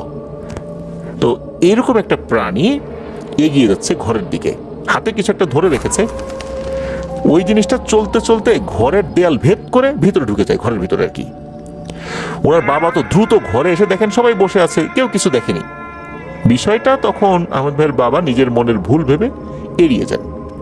কিন্তু সকালবেলা আহমেদ ভাইয়ের দাদি বাইরে গিয়ে দেখেন এক অন্য রকমের দৃশ্য। উনি দেখেন কোন একটা প্রাণীর পায়ের দাগ। এই পায়ের দাগটা অনেকটা কুকুরের মতো, তবে এটার লম্বা লম্বা নখ আছে। এই জিনিসটা ঘরের পেছন থেকে এসে ঢুকেছে আর দেয়ালের অন্য সাইড দিয়ে বেরিয়ে গেছে। এই জিনিসের পায়ের ছাপ ওই দেয়াল পর্যন্ত এসে থেমে গেছে, অর্থাৎ পেছনের দেয়াল পর্যন্ত। এরপরে ঘর ভেদ করার পর যে দেয়ালটা পরে আর কি, ওই দেয়াল দিয়ে বেরিয়ে গেছে। যখন বেরিয়ে গেছে সেখান থেকে আবার পায়ের ছাপ শুরু হয়েছে, আর যেদিক দিয়ে গেছে মনে হচ্ছে সেখানে পুড়ে গেছে। অদ্ভুত এক ব্যাপার। জিনিসটা মনে হচ্ছে এতটাই ভারী, সে যেদিক দিয়ে হেঁটে গেছে সেখানে তার পায়ের যে চাপ বা শরীরের যেই ভর, এটার কারণে মাটিতে বেশ অনেকটাই তার পাটা বসে গেছে। পেছনের 2 পায়ের যেই ছাপটা, এই ছাপটা মনে হচ্ছে পোড়া পোড়া, মনে হচ্ছে কয়লা জাতীয় কোনো জিনিস তার পায়ের নিচে লাগানো ছিল, যাওয়ার সময় এরকম কালো কালো হয়ে গেছে। আর সামনের যেই 2 পা, মনে হচ্ছে এই 2 পা এতটাই ভেজা ছিল যে যেখানে পা দিয়েছে সেখানে কাদা কাদা হয়ে গেছে, এটা সকালবেলাও শুকায় নাই। তো এমনটা আর কি। এই জিনিসটা কি করেছে, ওই দিক দিয়ে হেঁটে গিয়ে ছাগলের একটা ঘর আছে, ওই দিকটাতে চলে গিয়েছিল। এরপর দেখা গেল ওই ছাগলের ঘরের মধ্যে একটা ছাগল আধা খাওয়া অবস্থায় পড়ে আছে। তো এই ঘটনা ঘটার পর তখন কিছু মানুষের পরামর্শ নিয়ে আহমেদ ভাইয়ের বাবা সিদ্ধান্ত নেন একজন তান্ত্রিকের কাছে যাবেন। এগুলো যখন এই আহমেদ ভাইয়ের বাবা তার চাচাকে বললেন, অর্থাৎ আহমেদ ভাইয়ের বাবার চাচাকে বললেন, তখন নাকি ওই চাচা এক তান্ত্রিকের সন্ধান দেন। এমনকি সেই তান্ত্রিককে আহমেদ ভাইয়ের বাবার চাচা নিজেই বাড়িতে নিয়ে আসেন। তান্ত্রিক এসে কিছুক্ষণ তার তন্ত্রমন্ত্র করে সারা বাড়িতে এক ধরনের পানি ছিটিয়ে দেন এবং বলেন যে আহমেদ ভাইয়ের মায়ের সাথে নাকি একটা জিন আছে, ওই জিনটাই এখানে চলে এসেছে, সে নাকি ছেড়ে যাবে না। আপাতত উনি ঝাড়ফুঁক করে দিয়েছেন, আর উনি কিছু পানি দিয়ে যান এবং বলেন যে এই পানিটা সারা বাড়িতে ছিটিয়ে দেওয়ার জন্য। ওই তান্ত্রিক বলে যান প্রতি রাতে টানা 7 দিন যেন এই পানি ওই বাড়িতে ছিটিয়ে দেওয়া হয়। এরপরে এমনটাই করা হয়। তবে প্রথম 7 দিন পানি দেওয়ার পরে সবাই যখন ঘুমিয়ে পড়ে তখন ওনার মা কান্না করতে করতে ঘুম থেকে উঠে যায় আর বলে যে তাকে নাকি কোন একটা প্রাণী পানিতে ডুবিয়ে মারার চেষ্টা করছে। ওই স্বপ্নে এমনটা দেখছেন। আহমেদ ভাইয়ের বাবা যখনই আহমেদ ভাইয়ের মাকে নিয়ে কোনো তান্ত্রিকের কাছে যেতে চাইতেন তখন তার চাচা সেই তান্ত্রিককে নিয়ে আসতেন, যে তান্ত্রিকটাকে উনি প্রথমে নিয়ে আসছিলেন নাকি, এটাকেই আবার সাথে নিয়ে আসতেন। তান্ত্রিক আসার পর ঝাড়ফুঁক করে দিয়ে যায়, পানি পড়া দেয়, সুস্থ থাকেন কিছুদিন, এরপর আবার অসুস্থতা শুরু হয়ে যায়। এভাবেই চলতে থাকে বেশ কিছুদিন। তো যেহেতু এর মানে এই তান্ত্রিকের চিকিৎসায় কোনো কিছু হচ্ছিল না, এভাবেই কিন্তু কেটে যায় প্রায় 4-5 বছর। এর মধ্যে কিন্তু এই আহমেদ ভাই সহ আরো 2 ভাই, ওনারা আসলে 3 ভাই, এদিকে ওনার মায়ের অসুস্থতা তো চলছেই, সংসার চলছে। একটা সময় আহমেদ ভাইয়ের বাবা বিরক্ত হয়ে চিকিৎসা বাদ দিয়ে দেন, যার উনি চিকিৎসাই করাবেন না। তখন আবার ওনাদের এক বোনের জন্ম হয়। বোনের জন্মের পর থেকেই আহমেদ ভাইয়ের মায়ের সাথে ঘটতে থাকে খুবই ভয়ঙ্কর কিছু ঘটনা। ওনার বোনের জন্মের পর হঠাৎ এক রাতে ওনার মা ঘুমের মধ্যে কান্না শুরু করে দেন আর বলতে থাকেন, না আমি দেব না, আমি দেব না, দয়া করে দিয়ে যান, আমাকে দিয়ে যান, এভাবে বলতে থাকেন।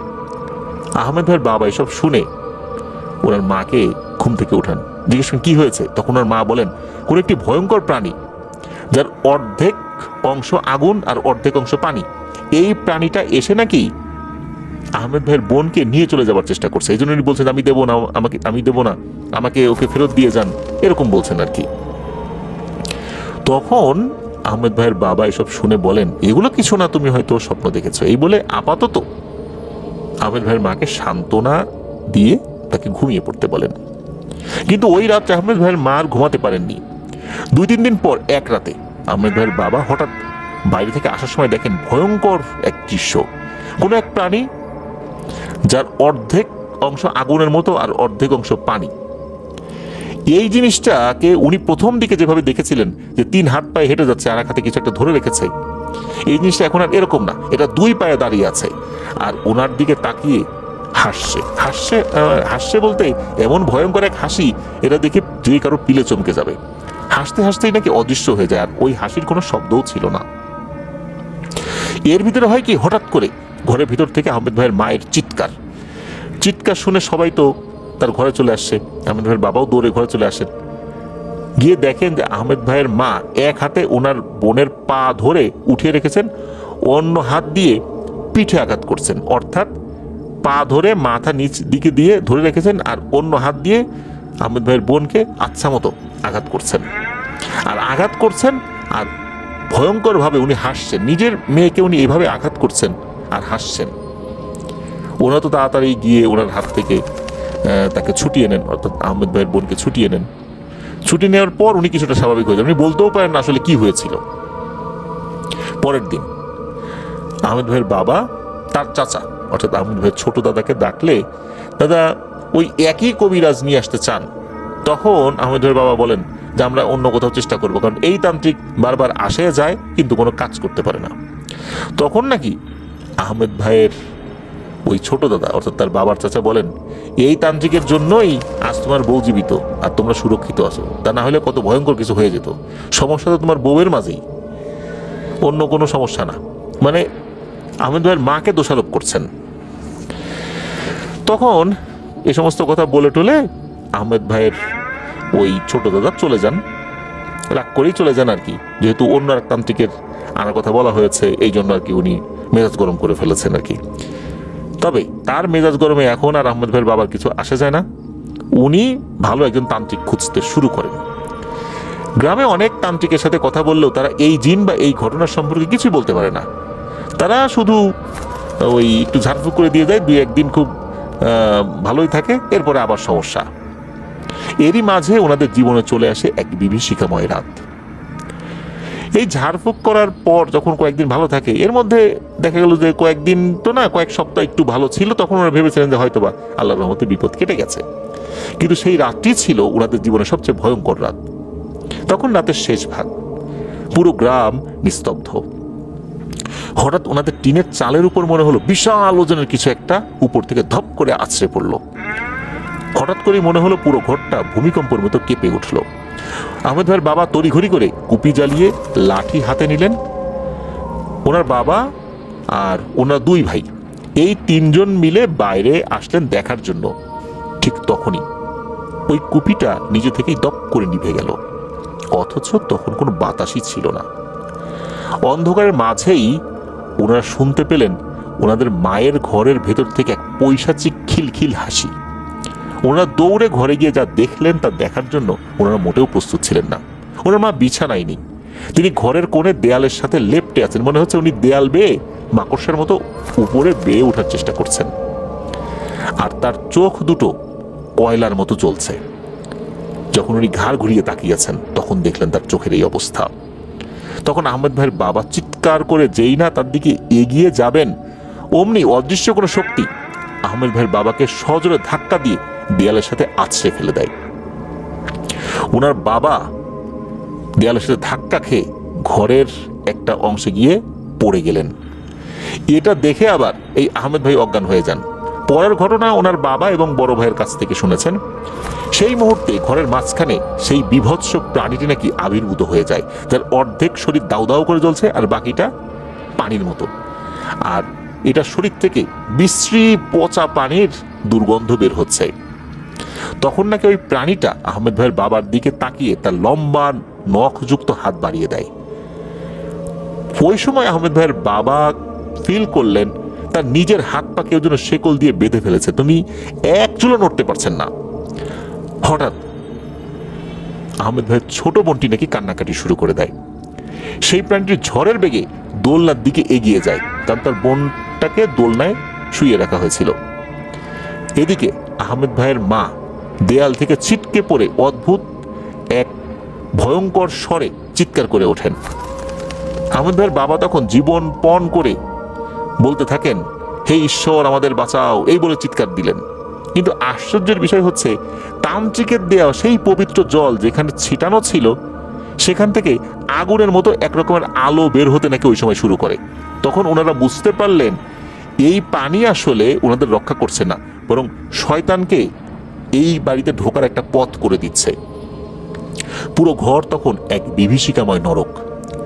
একদিকে ওনার মায়ের অস্বাভাবিক আচরণ, অন্যদিকে সেই আগুনের দানবটা ওনার বোনের উপরে ঝুঁকে পড়েছে। ওনার বাবা দেখলেন ঘরের কোণ থেকে কালো ধোঁয়া কুণ্ডুলি পাকিয়ে চারপাশ অন্ধকার করে দিচ্ছে। সেই ধোঁয়ার ভেতর থেকে শত শত মানুষের কান্নার শব্দ ভেসে আসছিল। মনে হচ্ছিল ওনাদের ঘরটা মাটি ফুঁড়ে পাতালে নেমে যাচ্ছে। ওনার বাবা তখন জ্ঞান হারানোর উপক্রম। ঠিক সেই সময় গ্রামের মসজিদের মুয়াজ্জিন সাহেবের ফজরের আজানের শব্দ শোনা যায়, আল্লাহু আকবার, আল্লাহু আকবার।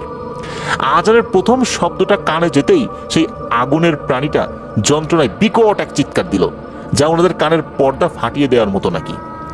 মুহূর্তের মধ্যে ঘরটা ধোঁয়ায় ভরে গেল আর সবকিছু হঠাৎ করেই শান্ত হয়ে গেল। ওনার মা মেঝেতে অচেতন হয়ে পড়ে রইলেন। তখন আহমেদ ভাইয়ের বাবা বুঝতে পারলেন সারা রাত ওনারা ভয়ঙ্কর এক মৃত্যু দূতের সাথে লড়াই করেছেন, যা কোনো তান্ত্রিকের মন্ত্রে থামেনি, থেমেছে স্রষ্টার এক আহ্বানে। রাতের সেই বিভৎসতার পর সকালে ওনারা ভেবেছিলেন রোদ উঠলে হয়তো সব ঠিক হয়ে যাবে। কিন্তু দুপুর 12টা বাজার পর শুরু হলো এক নিস্তব্ধ আতঙ্ক। প্রখর রোদ, বাইরে একটা পাতাও নড়ছে না। আহমেদ ভাইয়ের মা তখন ঘরে বিশ্রাম করছিলেন। হঠাৎ ওনারা শুনতে পেলেন ওনার মা একদম স্থির হয়ে দাঁড়িয়ে আছেন এবং বিড়বিড় করে কার সাথে যেন কথা বলছেন। ওনার বাবা ঘরে গিয়ে যা দেখলেন তাতে তার শিরদাঁড়া দিয়ে ভয়ের এক হিম স্রোত নেমে যায়। তিনি দেখলেন ভয়ঙ্কর এক দৃশ্য। আহমেদ ভাইয়ের মা রান্নাঘরে চুলার আগুনের উপর হাত দিয়ে রেখেছেন, অথচ তার হাত পড়ছে না, তার চোখ দুটো একদম স্থির, কোনো পলকও পড়ছে না। আহমেদ ভাইয়ের বাবা ডাকতেই তার মা এমন এক গলায় কথা বলে উঠলেন যা তার নিজের নয়, ভারী কর্কশ এবং অদ্ভুত এক ভাষা। ঠিক সেই সময় বাড়ির উঠোনে ওনাদের একমাত্র বেঁচে থাকা ছাগলটি হঠাৎ ছটফট করতে করতে মাটিতে আছড়ে পড়ল। তার মুখ দিয়ে ফেনা বের হতে লাগলো এবং কয়েক সেকেন্ডের মধ্যে ছাগলটার শরীর ফুলে ফেপে উঠল, যেন ভেতর থেকে কিছু একটা বের হতে চাইছে। সবচেয়ে ভয়ঙ্কর ঘটনাটি ঘটল যখন আহমেদ ভাইয়ের বাবা বাইরে গিয়ে দেখলেন ওনাদের বাড়ির পাশের একটা গর্ত থেকে থকথকে কাদার মতো গাঢ় কালো তরল বের হয়ে পুরো উঠোন সয়লাভ করে দিল। সেই কাদা থেকে পচা ড্রেনের মতো এক অসহ্য গন্ধ বের হচ্ছিল, তার নিঃশ্বাস বন্ধ করে দেওয়ার মতো। আর তখনই জোহরের আজানের শব্দ ভেসে আসে। সাথে সাথে সবকিছু থমকে যায়, মনে হচ্ছিল এখানে কিছুই হয়নি। সেই ভয়ঙ্কর দুপুরের ঘটনার পর আহমেদ ভাইয়ের বাবার কাছে সব পরিষ্কার হয়ে গেল। তিনি বুঝতে পারলেন আজানের সেই সুমধুর সুর শোনার সাথে সাথেই বাড়ির সেই পৈশাচিক অস্থিরতা নিমিষেই দমে যায়। তিনি উপলব্ধি করলেন তান্ত্রিকের মন্ত্র যেখানে ব্যর্থ, সেখানে আজানের শব্দে এক অলৌকিক ক্ষমতা আছে। ওনার বাবা আর এক মুহূর্ত দেরি না করে বাড়ির পাশের সেই ছোট্ট কাঁচা মসজিদে ছুটে গেলেন। তখন জোহরের নামাজ শেষ হয়েছে মাত্র। ইমাম সাহেব, যিনি ইয়েমেন থেকে দাওয়াতি কাজে এসেছিলেন, উনি তখন তসবিহ পড়ছিলেন। ওনার বাবা হন্তদন্ত হয়ে মসজিদে ঢুকে ইমাম সাহেবের পা জড়িয়ে ধরলেন এবং কাঁদতে কাঁদতে বাড়ির গত কয়েক বছরের সব বিভৎস ঘটনা খুলে বললেন। ইমাম সাহেব সব শুনে কিছুক্ষণ চুপ করে রইলেন। তারপর শান্ত স্বরে তার ভাষায় বললেন যে, আব্দুল্লাহ, তোমরা যাকে পবিত্র জল ভেবে ছিটিয়েছ তা আসলে অপবিত্র ছিল। সেই তান্ত্রিক শয়তানের উপাসক। সে জিনের মাধ্যমে তোমাদের উপর জাদু করেছে, পানি ছিটানোর মাধ্যমে। আর শয়তান সবচেয়ে বেশি ভয় পায় আল্লাহর কালাম এবং আজানের শব্দকে। ইমাম সাহেব কিছুক্ষণ চোখ বন্ধ করে রইলেন। তারপর দীর্ঘশ্বাস ফেলে বললেন, যাও আব্দুল্লাহ, তুমি তোমার স্ত্রী আর সন্তানদেরকে নিয়ে ঘরের ভেতরে বসো, আমি আসবো ইনশাল্লাহ।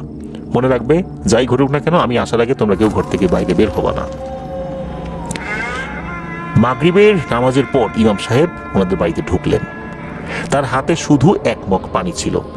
উনি উঠানের মাঝখানে এসে দাঁড়ালেন, ওনাদের ঘর থেকে ডাকলেন। ওনারা বাইরে আসলেন। তিনি এই আহমেদ ভাইদেরকে একটা বৃত্ত এঁকে তার মধ্যে বসিয়ে তার হাতে থাকা পানির মগ থেকে পানি খেতে দেন। এই পানি পান করার পর তিনি বললেন, তোমরা একজন একজনকে ধরে বসবা, অর্থাৎ একজন আরেকজনকে খুব ভালো করে ধরে রাখবে, কেউ যেন বাইরে বের হতে না পারে। একজন বের হতে গেলে আরেকজন টেনে ধরবা। যাই হোক, ইনশাল্লাহ এর কোনো প্রভাব তোমাদের উপর আসবে না। আল্লাহ আমাদেরকে রক্ষা করবেন। হঠাৎ চারপাশের বাতাস যেন ভারী হয়ে গেল। এমন পিনপতন নিস্তব্ধতা, কোনো ঝিঝি পোকার ডাকও নেই, এমনকি গাছের পাতাও মনে হচ্ছে নড়ছে না। ওনারা দেখছিলেন ইমাম সাহেব বিড়বিড় করে কিছু একটা পড়ছিলেন, আর সেই পানি উঠানের চারপাশে ছিটিয়ে দিচ্ছিলেন। হঠাৎ ওনারা দেখলেন ওনাদের বাড়ির পেছনে বড় একটা আম গাছের, ওই আম গাছের মগডাল থেকে একটা বিকট ক্যাচ ক্যাচ শব্দ হলো। মনে হচ্ছে কেউ কাঁচা কাঠ বা ডালটাকে মোটকে ফেলেছে, অথচ সেখানে কেউ নেই। ঠিক তখনই উঠোনের এক কোণে বাতাসের মাঝে এক বিশাল অস্পষ্ট অবয়ব ফুটে উঠল। সেটা কোনো পরিষ্কার মানুষের রূপ নয়, বরং একদলা ঘন কালো ধোঁয়ার মতো, যার ভেতর থেকে পচা মাংস আর অসহ্য উটকো গন্ধ ভেসে আসছে। ইমাম সাহেব যখনই উচ্চস্বরে কোরআন পাঠ শুরু করলেন, সেই কালো ধোঁয়াটা যন্ত্রণা ছটফট করতে লাগলো। ওনারা কিন্তু এগুলো সব শুনছিলেন এবং দেখছিলেন। এদিকে ঘটে আর একটা ঘটনা। ওনারা তো মাটির উপরে বসেছিলেন ওই বৃত্তের মধ্যে। তখন ওনাদের কাছে মনে হচ্ছিল মাটির নিচে অনেকগুলো মানুষ একসাথে মনে হচ্ছে দাঁত কিরমির করছে, উপরে উঠে আসার চেষ্টা করছে। মাটির নিচে ওনারা আঁচড় দিচ্ছে উপরের দিকে, ঠিক যেখানে ওনারা বসে আছেন এমন মনে হচ্ছে। হঠাৎ ওনারা দেখলেন ইমাম সাহেব যেখানে দাঁড়িয়ে আছেন তার চারপাশে মাটির ধুলোবালিগুলো একাই ঘুরপাক খাচ্ছে, ছোট্ট একটা টর্নেডোর মতো বা বানকুড়ালির মতো হয়েছে আর কি। যেন অদৃশ্য কোনো কিছু তাকে আক্রমণ করতে চাইছে। কিন্তু ইমাম সাহেব অবিচল ভঙ্গি আর তার তেলাওয়াতের তেজ নিয়ে দাঁড়িয়ে আছেন। আর তার তেলাওয়াতের তেজ মনে হচ্ছে আল্লাহর রহমতে এক অদৃশ্য দেয়াল তৈরি করে রেখেছে। ঠিক এই চরম মুহূর্তে আকাশ থেকে হঠাৎ 7-8টি ধবধবে সাদা পাখি নেমে এলো। এই পাখিগুলো দেখতে সাধারণ বকের মতো হলেও এদের ওড়ার ভঙ্গি ছিল অন্যরকম। তারা কোনো শব্দ না করে এভাবে উড়ে আসে, ডানা ঝাপটানোর শব্দও হয়নি। এভাবে উড়ে এসে সেই কালো অবয়বটিকে লক্ষ্য করে বারবার ছো মারতে শুরু করলো। প্রতিবার পাখিগুলো যখন ছো মারছিল তখন নাকি ওই অবয়বটা আস্তে আস্তে ছোট হয়ে আসছিল। হঠাৎ এক তীব্র বাতাস শুরু হলো। ইমাম সাহেব তখন শেষবারের মতো আজান দিলেন, আল্লাহু আকবার, আল্লাহু আকবার। আজানের সেই ধ্বনি যখন আকাশে প্রতিধ্বনিত হলো, তখন সেই ভয়ঙ্কর প্রাণীটা বাতাসের সাথে মিলিয়ে গেল এবং সেই সাদা পাখিগুলো চোখের পলকে বনের দিকে উড়ে চলে গেল। মুহূর্তের মধ্যে বাড়ির সেই গুমট ভাবটাও কেটে গেল। আহমেদ ভাইয়ের মা তখন একটা দীর্ঘ শ্বাস ফেললেন। আমরা যদি অনেকক্ষণ শ্বাস বন্ধ করে রাখি, তখন আমরা যেভাবে শ্বাসটা বের করে দিই, ওই রকম একটা শ্বাস উনি ফেললেন। এরপর আবার একটা শ্বাস নিলেন ভেতরে, এরকম বেশ কয়েকবার করলেন। এরপর উনি বললেন, আমার বুক থেকে মনে হচ্ছে একটা বিশাল পাথর নেমে গেল। অনেকদিন পর মনে হচ্ছে আমি একটা সুন্দর পরিবেশ পেয়েছি, সুন্দর করে শ্বাস প্রশ্বাস নেওয়ার জন্য। এরপর ইমাম সাহেব ওনাদের পাশে আসলেন। তখন আহমেদ ভাইয়ের বাবাকে বললেন, আল্লাহর রহমতে আজ এই অপশক্তি বিদায় নিয়েছে, আলহামদুলিল্লাহ। তখন ওনারা প্রশ্ন করলেন যে এটা আসলে কি ছিল, কিভাবে এলো, আর এই পাখিগুলো কোথা থেকে এলো, কোথায় বা চলে গেল। তখন তিনি বললেন যে তোমাদের উপর কোনো সাধারণ বিপদ ছিল না, তোমাদের খুবই একজন নিকট আত্মীয় হিংসার বশবর্তী হয়ে তোমাদের উপর শক্তিশালী কালো জাদু করেছিল তোমাদের অশান্তির জন্য। এটা মূলত এক ধরনের ছিটানো জাদু ছিল, যার ফলশ্রুতিতে এরকমটা হয়েছে। কিন্তু পরবর্তীতে তোমাদের কোনো একটা আচরণে সে আরো বেশি রেগে গিয়েছিল এবং তোমাদের শান্তি চিরতরে নষ্ট করার শপথ নিয়েছিল। আর এই যে তান্ত্রিক, সে ছিল শয়তানের উপাসক। তোমরা যে পানিকে পবিত্র ভেবে ছিটাতা, সেটা আসলে ছিল চরম অপবিত্র এক জাদুকরী পানি। এই পানি ছিটানোর মাধ্যমে শয়তান তোমাদের ঘরে প্রবেশের পথ খুঁজে পেয়েছিল। তো এই কথা বলার পর ওই ইমাম সাহেব বলেছিলেন, তোমাদের সেই আত্মীয়ের নাম আমি নেব না, তবে জেনে রেখো আল্লাহর কালামের সামনে কোনো জাদুই টিকতে পারে না। পাখিগুলোর ব্যাপারে ওনাদের কৌতূহল মেটাতে উনি আরো বলেন, আর ওই পাখিগুলো সাধারণ কোনো পাখি ছিল না, ওরা ছিল এই ইমাম সাহেবের বন্ধু মুসলিম জিন। যখন নাকি এই ইমাম সাহেব লেখাপড়া শেষ করে লেবানন থেকে ইসলামের দাওয়াত দিচ্ছিলেন, বিভিন্ন জায়গায় যাচ্ছিলেন আর কি, তখন নাকি এই যে জিনগুলো এরা স্বেচ্ছায় তার সঙ্গী হয়েছিল। এরাও নাকি ইসলামের দাওয়াতের কাজ করে, তবে তাদের জগতে। তারা ইচ্ছা করলো যে যেহেতু এই ইমাম সাহেব উনি ইসলামের দাওয়াত দেওয়ার জন্য আফ্রিকার যে অঞ্চলগুলোতে এখনো ইসলাম প্রচারিত হয়নি সেই জায়গাগুলোতে যাবেন, বা যেখানে মুসলিম আছে আরো বেশি মুসলিম তৈরি করা দরকার সেই জায়গাগুলোতে যাবেন, তখন মূলত এই জিনেরা স্বেচ্ছায় তার সঙ্গী হয়। আর একটা বিষয় ইমাম সাহেব বলেন যে যখন এই আহমেদ ভাইয়ের বাবা মসজিদে গিয়ে ওনাকে জড়িয়ে ধরে কান্নাকাটি করছিল, তখন নাকি এই জিনেরা সেখানে উপস্থিত ছিল। আর তাদের এই করুণ কাহিনী শুনে তারা সম্মতি দেয় যে ঠিক আছে হুজুর, আপনি যান, আপনি চেষ্টা করেন, ইনশাল্লাহ আমরা আমাদের জায়গা থেকে ইনশাল্লাহ চেষ্টা করব। এরপর তো ইমাম সাহেব সব ঘটনা বললেনই, ইমাম সাহেব চলে গেলেন। পরের দিন সকালবেলা ওনারা একসাথে বসেছেন, রাত্রের কোনো সমস্যা হয়নি। তখন এই যে আহমেদ ভাইয়ের বাবা উনি আসলেন, ওনাদের সাথে কথা বললেন এবং এটাও বললেন যে আমি সিদ্ধান্ত নিয়েছি যে আমি ইসলাম ধর্ম গ্রহণ করব, তোমরা তোমাদের সিদ্ধান্ত নাও। তখন আহমেদ ভাইয়ের মা, আহমেদ ভাইয়ের ভাই, আহমেদ ভাই, সোজা কথা ওনাদের পরিবারে যারা ছিলেন তারা সবাই এই সিদ্ধান্ত নিলেন, কারণ বুঝতে পেরেছিলেন যেই আজানের ধ্বনিতে এরকম শক্তিশালী পিশাচের যন্ত্রণা শুরু হয়ে যায়, তাহলে আরো অন্যান্য কাজগুলো কতই না শক্তিশালী। শয়তানি শক্তি আসলে টিকতে পারে না আল্লাহর কালামের সামনে। এই চিন্তা থেকেই ওনারা ইসলামের সুশীতল ছায়ায় এসে আশ্রয় গ্রহণ করেন। এরপরে যে ঘটনাটি ঘটে সেটা আসলে আরো ভালোই বলতে হবে, কেননা এরপর এই যে আহমেদ ভাইয়ের চাচা, মূলত উনি জাদু করেছিলেন। আহমেদ ভাইয়ের চাচা চাচি ওই যে ঘরে প্রথমে যে পবিত্র পানি ছিটিয়েছিলেন, এটা আসলে জাদুর পানি ছিল, যাতে করে ওনাদের সংসারটা ভেঙে যায়। এরপর নাকি আহমেদ ভাইয়ের চাচা চাচি তার পরিবারের সবাই ইসলাম ধর্ম গ্রহণ করেন। আর ইসলাম ধর্ম গ্রহণ করার পর আল্লাহ তাআলার কাছে তওবা করেছিলেন আর ওনাদের কাছে ক্ষমা চেয়েছিলেন, এবং ওনারা ওনাদের ভুল স্বীকার করেছিলেন যে হিংসার বশবর্তী হয়ে ওনারা এই কাজটি করেছিলেন, আল্লাহ যেন তাদেরকে ক্ষমা করেন, আর ইনাদের কাছে ক্ষমা চেয়েছিলেন, ওনারাও ক্ষমা করে দিয়েছিলেন। আহমেদ ভাই বলেন এই যে ইমাম সাহেব উনি নাকি ওই এলাকায় 2006 সাল পর্যন্ত ছিলেন। আর এই যে ঘটনাটা আমরা যেটা বললাম, এটা ওনারা তো 1990 সালে ইসলাম ধর্ম গ্রহণ করেছেন। ওনার এই 5-6 যখন বিয়ের পরপরই তো কিছুটা সমস্যা শুরু হয়েছিল আর কি। তো সেই হিসাবে 80-র দশকের শুরুর দিকে এই ঘটনাটা আসলে শুরু হয় আর কি। ইমাম সাহেব 2006 সাল পর্যন্ত ওই এলাকায় থাকার পর উনি তার নিজ দেশে ফেরত যান। উনি যখন দেশে ফেরত যান তখন তার বয়স 60-62 এরকম আর কি। ওনার দাওয়াতে ওনাদের পুরো গ্রাম সহ আশেপাশের অনেকেই নাকি ইসলাম ধর্ম গ্রহণ করেছিলেন। তবে একটা বিষয়, উনি নাকি বিনা পরিশ্রমে কোনো কিছুই খেতেন না। তিনি দিনের একটা সময় মজদুরের কাজ করতেন। তাকে কেউ বিনা পরিশ্রমে কোনো কিছু দিলে তিনি বলতেন যে এই সুখ আমাকে আমার প্রভুর নিয়ামত থেকে যদি দূরে সরিয়ে দেয়, এই জন্য আমি খাবো না। আল্লাহ ওনাকে সুস্থ রেখেছেন, এটাতেই উনি শুকরিয়া আদায় করতেন।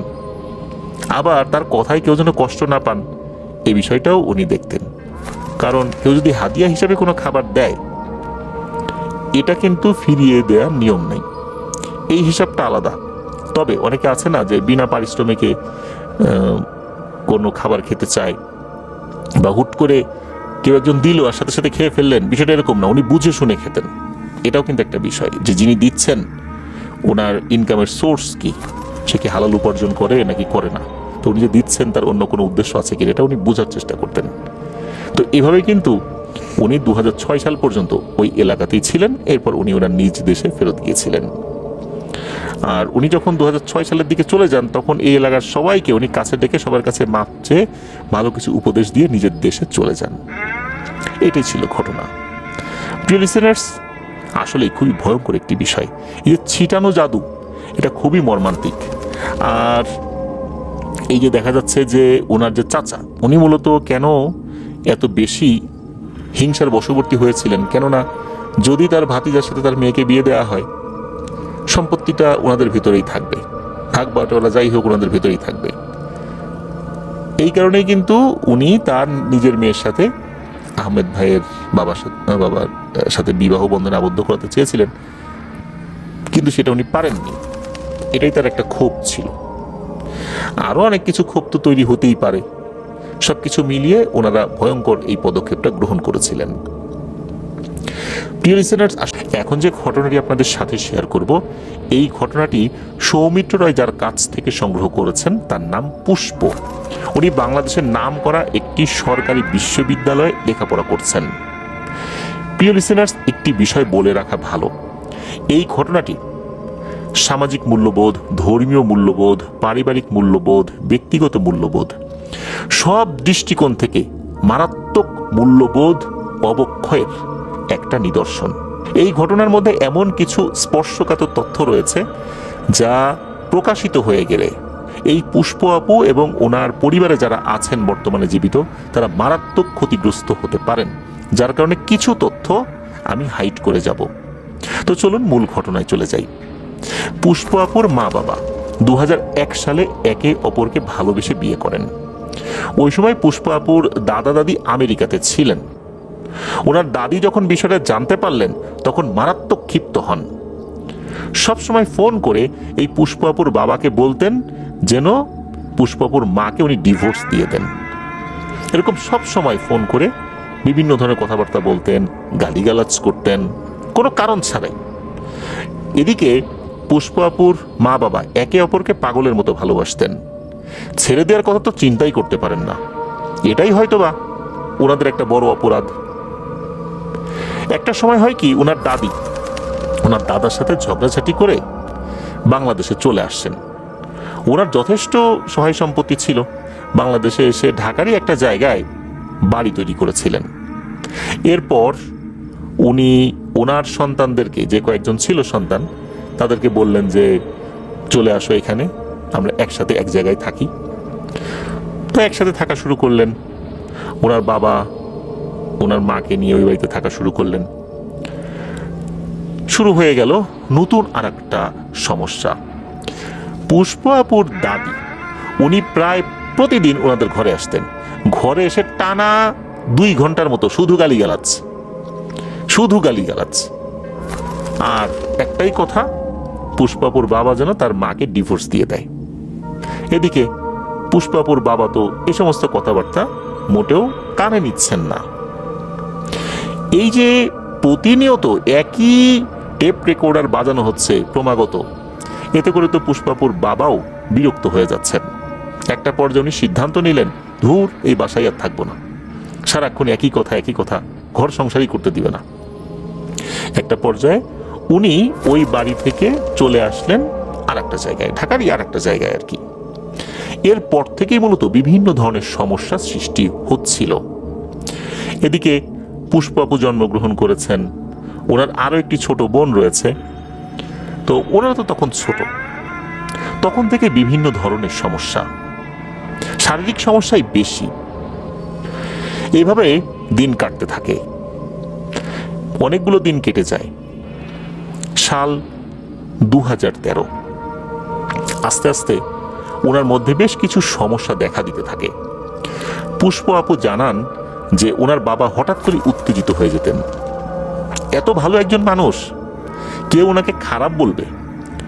যিনি রিক্সা চালক, তিনি থেকে শুরু করে যাদের সাথেই উনি কথা বলেছেন, মিশেছেন, সবাই ওনাকে ভালো মানুষ বলতেন। ওনার আচার আচরণ, ওনার লেনদেন, ওনার কথাবার্তা, এভরিথিং, সবকিছুই ছিল আকর্ষণীয় এবং ব্যক্তিত্বপূর্ণ। এমন একজন মানুষ বাড়িতে এসে তার স্ত্রী, তার মেয়েদের সাথে এরকম আচরণ করবেন, এটা তো আসলে অস্বাভাবিক, তাই না? ওনারা অবাকই হতেন, হঠাৎ করে কি হয়ে গেল আব্বুর, এমন আচরণ কেন করছে? এমনটা তো আসলে সে কখনোই করতো না। তো এটা দিয়েই মূলত শুরু। এরকম আচার আচরণ খারাপ হওয়ার কারণে আস্তে আস্তে দেখা গেল যে তার দুই মেয়ে, এই যে পুষ্প আপু এবং তার ছোট বোন, বাবা থেকে একটু দূরে দূরে সরে থাকেন, খারাপ ব্যবহার করে। সবসময় ছোটবেলা থেকে বাবার আদর পেয়ে বড় হয়েছেন। এখন যদি হঠাৎ করে এত পছন্দের বাবা যদি এই ধরনের আচরণ করতে থাকে, তাহলে মনে কষ্ট লাগবে, এটাই স্বাভাবিক। পুষ্পাপু জানিয়েছেন যে একসাথে চা খাওয়া, খাবার খাওয়া, গল্প করা, সবকিছু করলেও মাঝে মাঝে ওনার বাবা এমন আক্রমণাত্মক আচরণ করতেন যা মোটে ওনার স্বভাবের সাথে যায় না। ওনার মায়ের সাথেও খারাপ আচরণ করতেন। ওনার মা বুঝতে পেরেছিলেন ঝামেলা কিছু একটা হয়েছে, তা না হলে তো এই মানুষটার এরকম আচরণ হবার কথা নয়। ওনার মা, ওনার যে ফ্যামিলি, অর্থাৎ ওনার মা বাবা, ভাই বোন যারা আছেন আর কি, অর্থাৎ পুষ্পাপুর নানা নানি, মামা, খালা, তাদের সাথে আলোচনা করেছেন। ওনারা ওনাদের জায়গা থেকে এই বিষয়টা সমাধানের চেষ্টা করতে গিয়ে বুঝতে পারলেন যে এই পুষ্প আপুর বাবা মারাত্মকভাবে কালো জাদুতে আক্রান্ত হয়েছেন। এখানে আর একটা বিষয় বলে রাখা ভালো, পুষ্পাপুর দাদা উনি আমেরিকাতেই ছিলেন। তো তার সাথে বনিবনা না হওয়ার কারণেই কিন্তু পুষ্পাপুর দাদি বাংলাদেশে চলে এসেছেন। উনি যখন আমেরিকাতে আছেন, অর্থাৎ এই যে পুষ্পাপুর দাদা উনি আমেরিকাতে আছেন, ওনাকে কিন্তু একজন লোক দিতে হয়েছে যিনি তার সেবা শুশ্রূষা করেন। এটাকে আমেরিকাতে মেডিকেয়ার বলে। যারা এই মেডিকেয়ারের দায়িত্বে আছেন আমেরিকান সরকার থেকে কিন্তু তারা মোটা অঙ্কের একটা সম্মানই পেয়ে থাকেন। পুষ্প আপুর মা বাবা, তারপর পুষ্প আপু, পুষ্প আপুর বোন, ওনারা কিন্তু আমেরিকাতে চলে যাবার ট্রাই করছিলেন, কারণ পুষ্প আপুর দাদা চাইতেন যে ওনারা আমেরিকাতে চলে যাক। এই জিনিসটা কিন্তু তার ফুপু পছন্দ করতো না। তার ফুপু নাকি পুষ্পাপুর বাবাকে বলতেন যে আমি আমেরিকাতে যাব, আমি আমার বাবাকে দেখাশোনা করব। মূলত উনি এই কাজটি করতে চান বা করছেন। এখন পুষ্পাপুর বাবা যদি এই কাজটির দায়িত্ব নেন, তাহলে তো এই যে যেই ফ্যাসিলিটিস আমেরিকান সরকার থেকে যে ফ্যাসিলিটিসটা উনি পাচ্ছেন, এরা উনি পাবেন না। এই জন্য পুষ্পাপুর ফুপু সবসময় তার ভাইকে, অর্থাৎ পুষ্পাপুর বাবাকে বলতেন যে তুই আমার ক্ষতি করবি, তুই আমার এত সুন্দর সাজানো জিনিসগুলোকে নষ্ট করে দিবি। এদিকে পুষ্পাপুর দাদা কিন্তু চাইতেন যে এই যে পুষ্পাপু, পুষ্পাপুর বোন, পুষ্পাপুর মা বাবা তারা আমেরিকাতে আসুক, এটা তার একটা ইচ্ছা ছিল। কিন্তু পুষ্পাপুর ফুপু এটা পছন্দ করতেন না, আর দাদি তো করতেনই না। মানে দুটো পক্ষ এখানে হয়ে গেছে। এর ভিতর আরো বেশ কিছু বিষয় দেখা গেল, সেটা হচ্ছে যে পুষ্পাপুর বাবা শারীরিকভাবে আস্তে আস্তে দুর্বল হতে থাকেন। উনি বাহ্যিকভাবে দেখতে অনেক সুস্থ স্বাভাবিক একজন মানুষ, কিন্তু কাজকর্ম করতে গেলে উনি শরীরের শক্তি পেতেন না। আস্তে আস্তে ওনার শরীরের ভেতরকার এনার্জিও ক্ষয় হতে শুরু করে। অনেক কাজ উনি করতে পারতেন না, সিঁড়ি বেয়ে অল্প একটু উপরে উঠলেই উনি হাঁপিয়ে যেতেন। তারপর ওনার ভিতরে আরো বেশ কিছু রোগ দেখা দিল, এর মধ্যে ডায়াবেটিস একটা। ডায়াবেটিসে আক্রান্ত হলে শরীর কিন্তু দুর্বল হয়ে পড়ে। এটা পুষ্পাপুর বাবার ক্ষেত্রেও হয়েছিল। একটা সময় অনেক খুঁজে খুঁজে খুঁজে খুঁজে একটা লোক বের করলেন যার বাড়ি ময়মনসিংহ। তো তার কাছে যাবার পর যখন এই বিষয়গুলো জানানো হলো, তখন উনি ট্রিটমেন্ট করার দায়িত্ব নিলেন যে ঠিক আছে আমি ট্রিটমেন্ট করব। ওই লোকটা যখন পুষ্পাপুর বাবাকে দেখেছেন, দেখার পর অদ্ভুত রকম একটা নাকি মায়া কাজ করেছে। ওই লোকটা বলেছিলেন যে তোমার বাবার উপর এমন কিছু কাজ করা হয়েছে, এই জিনিসটা কাটানোর জন্য কোনো কবিরাজ হাত দেবে না, কারণ যে এই কাজটা করতে যাবে তার মৃত্যু হওয়ার সম্ভাবনা অনেক বেশি। জেনে শুনে কেউ এই ঝুঁকিতে জড়াতে চাইবে না। এই লোকটা খুবই ভালো, মানুষের অনেক দোয়া আছে, আমি আমার জায়গা থেকে চেষ্টা করব। যে লোকটা মানুষের জন্য এত কিছু করেছে, এত ভালো আচরণ করেছে মানুষের সাথে, সবাই তার জন্য দোয়া করে, একে দেখলেই আমার কেমন যেন মায়া লাগে, সুতরাং এই কাজটা আমি করব। তো ওনার সাথে কথাবার্তা বলা হলো। 2 দিনের মাথায় নাকি উনি হন্তদন্ত হয়ে এই পুষ্পাপুদের বাড়িতে চলে এসেছিলেন। ওনাকে কিন্তু সহজে নিয়ে আসা যায় না, কিন্তু উনি চলে এসেছিলেন। উনি আসার আগে অবশ্য বলেছিলেন যে কিছু জিনিস রেডি রাখতে হবে, যেমন একটা নতুন গামছা, জায়নামাজ, দুধ, চিরা, কলা, এই টাইপের জিনিস আর কি। তো উনি আসেন, আসার পর বেশ কিছুক্ষণ বিশ্রাম নেন, একটা ঘরের মধ্যে উনি বসেন, বসার পর আমল করতে থাকেন। ওনাদের ভাষায় এটাকে আসন দেয়া বলে। তো যখন আসন দিয়েছে, অন্ধকার ঘর, হঠাৎ করে নাকি সুরে কেউ বলে ওঠে, কেন আমাকে ডাকলো, বলো কেন ডেকেছ? তখন এই বিষয়টা যখন বলা হলো, এরপরে এমন কিছু ভয়ঙ্কর তথ্য পাওয়া গেল যেটা আসলে পুষ্পাপুদের জানাই ছিল না। জানা গেল যে এই পুষ্পাপুর বাবার উপর 22টা বান মারা হয়েছে, একটা না, দুইটা না, 22টা বান মারা হয়েছে। আর এর মধ্যে সবচেয়ে ভয়ঙ্কর হচ্ছে 117 ঘন্টার একটা বান মারা হয়েছে। অর্থাৎ এই বানটা যখন থেকে অ্যাক্টিভ হয়ে যাবে, সেটা এখনো অ্যাক্টিভ না, যখন অ্যাক্টিভ হয়ে যাবে 117 ঘন্টার মাথায় কোনো একটা ভয়ঙ্কর পিশাচ তার মৃত্যুদণ্ড কার্যকর করবে। তখন ওই অন্ধকার ঘরেই নাকি একটা পাতিলের মতো কিছু একটা জিনিস নিয়ে আসা হয়। তারপর ওনাদেরকে বলা হয় এর মধ্যে হাত দাও। ওর ভিতরে হাত দিয়েছিলেন এই পুষ্পাপুর বাবা। তখন তাকে জিজ্ঞেস করা, তুমি কি কিছু পাচ্ছ? তখন বলেন, হ্যাঁ, এর মধ্যে আমি বেশ কিছু তাবিজ পাচ্ছি। তখন বলা হলো, গুনো তো কয়টা? তো উনি প্রথমে গুনে বললেন 12টা তাবিজ আছে। এরপর বললেন, আচ্ছা ঠিক আছে, এখন এ পর্যন্তই রাখো, পরে অন্য জিনিস দেখা যাবে। তখনকার মতো জিনিসটা শেষ হয়। এরপর জানা যায় যে এই যে পুষ্পাপুদের বাড়ি, এই বাড়িতে 118টা তাবিজ গাড়া হয়েছে এবং 118টা তাবিজ উদ্ধারের জন্য প্রচেষ্টা শুরু করা হয়। কিন্তু এই যে পুষ্পাপুর বাবা, ওনাকে যে পর বান মারা হয়েছে, যে একটার কাজ শেষ হওয়ার পর আরেকটা অ্যাক্টিভ হবে, আরেকটার কাজ শেষ হওয়ার পরে আরেকটা অ্যাক্টিভ হবে, মানে ধাপে ধাপে এই জিনিসটা অ্যাক্টিভ হবে, এইভাবে এটা চলতে থাকবে। এবং সর্বশেষ যেই বানটা মারা হয়েছে, এটা 117 ঘন্টার একটা বান। এই বানটা যখন অ্যাক্টিভ হয়ে যাবে, তখন ওর একটা সমস্যা দেখা দিবে, সেটা হচ্ছে নিঃশ্বাসের সমস্যা। এটাকে নাকি নিঃশ্বাস বানও বলা হয়।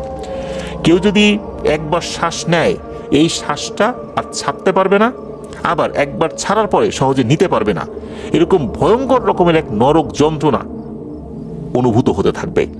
এটাকে নাকি নিঃশ্বাস বান বলে। এই নিঃশ্বাস বান মারা হয়েছিল তার উপরে। ধাপে ধাপে এমন কিছু বান মারা হয়েছে।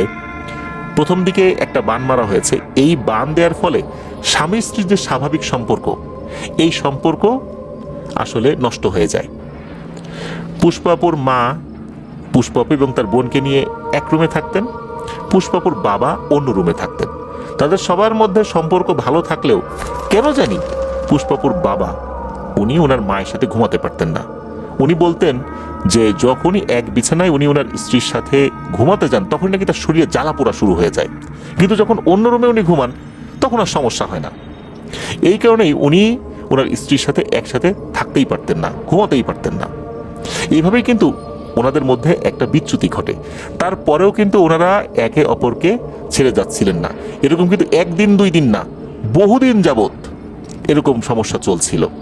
এই বিষয়গুলো কিন্তু এই যে যিনি কবিরাজ এসেছিলেন উনি কিন্তু পরবর্তীতে বললেন, বলার পর ওনারই অর্থাৎ পুষ্পাপুর মা বাবা ওনারাই অবাক হয়ে গেছেন যে আসলে এটা তো আমরা কাউকে বলি নাই, পরিবারের বাইরে তো আর কেউ জানে না।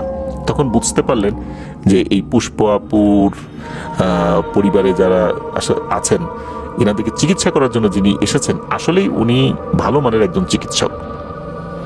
উনি তো ওনার মতো করে কাজ শুরু করেন, কিন্তু সময় নাকি খুবই কম। এর মধ্যে 2023 সাল চলে আসে। 2023 সাল যখন চলে আসে শারীরিক অবস্থা আরো দুর্বল হতে থাকে। এরপর ওই যে যিনি কবিরাজ উনি একটা সময় দিয়েছিলেন যে টানা 11 দিন নাকি তাকে একটা ট্রিটমেন্ট করতে হবে, অর্থাৎ পুষ্পাপুর বাবাকে একটা ট্রিটমেন্ট করতে হবে। এই 11 দিন উনি কোনোভাবেই বাসার বাইরে যেতে পারবেন না। রাত 10টা থেকে 12টা উনি ওনার রুমে শুয়ে থাকবেন, রুমটা অন্ধকার করা থাকবে, তখন ওনার ট্রিটমেন্ট চলবে। কিন্তু কোনোভাবেই এই 11 দিন উনি ওনার বাসার বাইরে যেতে পারবেন। ওনাদের বাসাটা কিন্তু 4 তলা। তো এই 4 তলায় যেই ফ্ল্যাটে ওনারা থাকেন এই ফ্ল্যাটের বাইরে যেতে পারবেন না, রুমের বাইরে যেতে পারবেন। তো 7-8 দিনের মাথায় জানানো হয় যে ট্রিটমেন্টের মেয়াদটা আরো কয়েকদিন বাড়াতে হবে, অর্থাৎ 11 দিন থেকে 14 দিন করা হয় আর কি। এই 14 দিন কষ্ট করে হলেও ঘরেই থাকতে হবে। 12 দিনের মাথায় ঘটে একটা ঘটনা। 12 দিনের মাথায় হঠাৎ করে পুষ্পাপুর বাবা উত্তেজিত হয়ে যান যে কি কবিরাজ ডেকে আনছে, সেটা ভণ্ড, এ কিছু হয় না, আমি এই কয়েকদিন ধরে ঘরের মধ্যে আছি, মানে অসহ্য লাগতেছে, আমি এখন বাইরে যাবই। এই বলে সবার নিষেধ অমান্য করে উনি ঘর থেকে বেরিয়ে যান। 4র্থ তলা থেকে যখনই নাকি 3য় তলায় নেমেছেন ওই জায়গাটা একটু অন্ধকার ছিল ওই সময়। উনি ওই সময় ভয়ঙ্কর একটা অবয়ব দেখতে পেয়েছিলেন। এটা দেখে উনি এমন ভয় পান উনি দ্রুত আবার ঘরে ঢুকে পড়েন। এটা ওনার জীবনের বিশাল একটা ভুল ছিল, কারণ তাদের একটা নির্দেশনা ছিল যে এই কয়েকদিন অবশ্যই তাকে ঘরে থাকতে হবে, বাইরে বের হলে কিন্তু এই বিষয়গুলো আসলে ভাবে পরিপূর্ণভাবে কাজ করা যাবে না।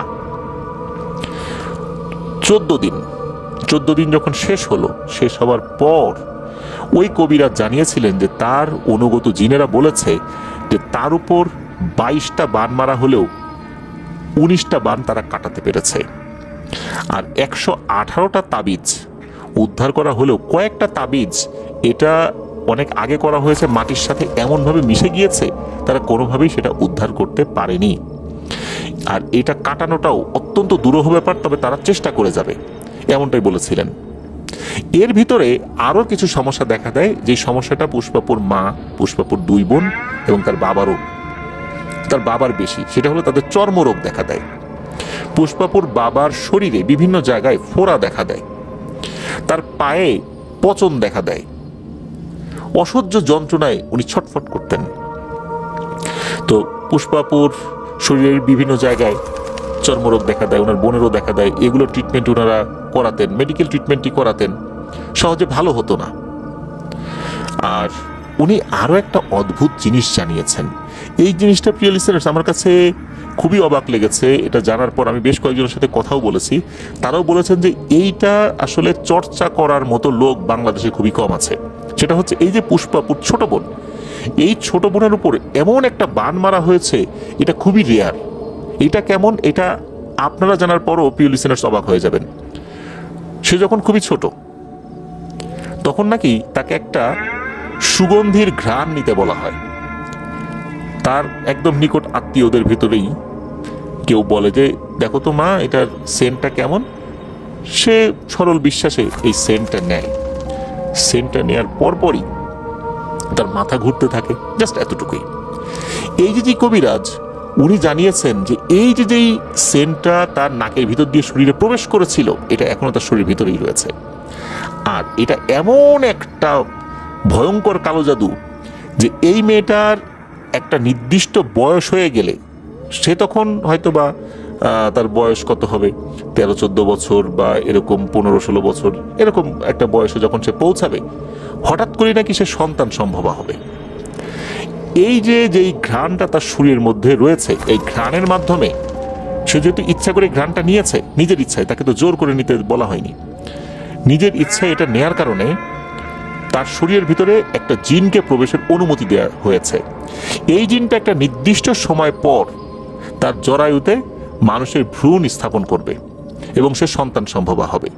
আর এরকম ঘটনা যখন ঘটবে তখন সামাজিকভাবে, পারিবারিকভাবে এই মেয়েটা হেয় প্রতিপন্ন হবে, সে শারীরিক মানসিকভাবে বিপর্যস্ত হয়ে পড়বে, একটা সময় সে হয়তো আত্মহত্যার দিকে চলে যেতে পারে। এমন একটা কালো জাদু করা হয়েছে। প্রিয় লিসেনার্স, আপনারা বলুন তো, এই যে ব্যাপারটা, এটা আসলে আমরা কি আগে কোথাও সেভাবে শুনেছি? শুনিনি, আমি অন্তত শুনিনি। আপনারা কেউ শুনে থাকতে পারেন আর কি। তো এইটা নাকি খুবই রেয়ার একটা জিনিস, এটা করা হয়েছিল। আর পুষ্প আপুর উপরও বিভিন্ন ধরনের কালো জাদু করা হয়েছিল। তবে এই কবিরাজ উনি ওনার মতো করে আল্লাহর রহমতে বিভিন্ন চেষ্টার ফলে পুষ্প আপু এবং পুষ্প আপুর বোনের উপর থেকে সব ধরনের কালো জাদু কাটাতে সক্ষম হয়েছিলেন, আলহামদুলিল্লাহ। কিন্তু পুষ্প আপুর বাবা, ওনার কি হবে? ওনার চেষ্টা কিন্তু চলছিল। প্রিয় লিসেনার্স, একটা বিষয় মনে রাখবেন, ওনাকে কিন্তু 22টা বান মারা হয়েছিল। একদিন হয় কি, হঠাৎ করে পুষ্পাপুর বাবা উনি মারাত্মক অসুস্থ হয়ে যান। ঢাকার একটি নামকরা হসপিটালে তাকে ভর্তি করানো হয়। উনি 22 দিন আইসিইউতে ছিলেন, 22 দিন। প্রিয় লিসেনার্স, মনে রাখবেন, তাকে 22টা বান মারা হয়েছিল আর 22 দিন উনি আইসিইউতে ছিলেন। এক রাতের ঘটনা, পুষ্পাপু জানিয়েছেন যে ওই দিন কিন্তু কোনো ঝড় বাদলের কোনো সম্ভাবনা ছিল না। গভীর রাতে হঠাৎ করে মনে হচ্ছে ওনাদের বাসার আশেপাশে ঝড় তুফান শুরু হয়ে গেছে। আর রাস্তার সাইডে মনে হচ্ছে বেশ কিছু কুকুর ডাকাডাকি করছে, কুকুর আর্তনাদ করছে, কুকুর কান্নাকাটি করছে। এরপর মনে হচ্ছে কোনো একটা অদৃশ্য শক্তি ওনাদের ঘরের দরজা জানালা ভেঙে ফেলে ঘরের ভিতর ঢোকার চেষ্টা করছে। সেই সাথে আর একটা বিষয় কিন্তু তখন ওনারা বুঝতে পারেন, সেটা হচ্ছে মনে হচ্ছে অনেকগুলো কুকুর ঘেউ ঘেউ করে কাউকে প্রতিহত করছে। এরকম অনেকক্ষণ চলতে থাকে, অনেকক্ষণ হয়েছিল এমনটা জানিয়েছেন। প্রচন্ড ভয়ে ওনারা ছিলেন। ওই কবিরাজ এটাও জানিয়েছিলেন যে এই যে পুষ্পাপুর বাবা, ওনার ইন্তেকাল হবে এমন একটা সময় যখন আমেরিকায় যাবার জন্য যে এম্বাসি ফেস করতে হবে, ইন্টারভিউ দেওয়ার জন্য কিন্তু কাগজ আসে। এই কাগজটা আসা মাত্রই নাকি তার মৃত্যু হবে।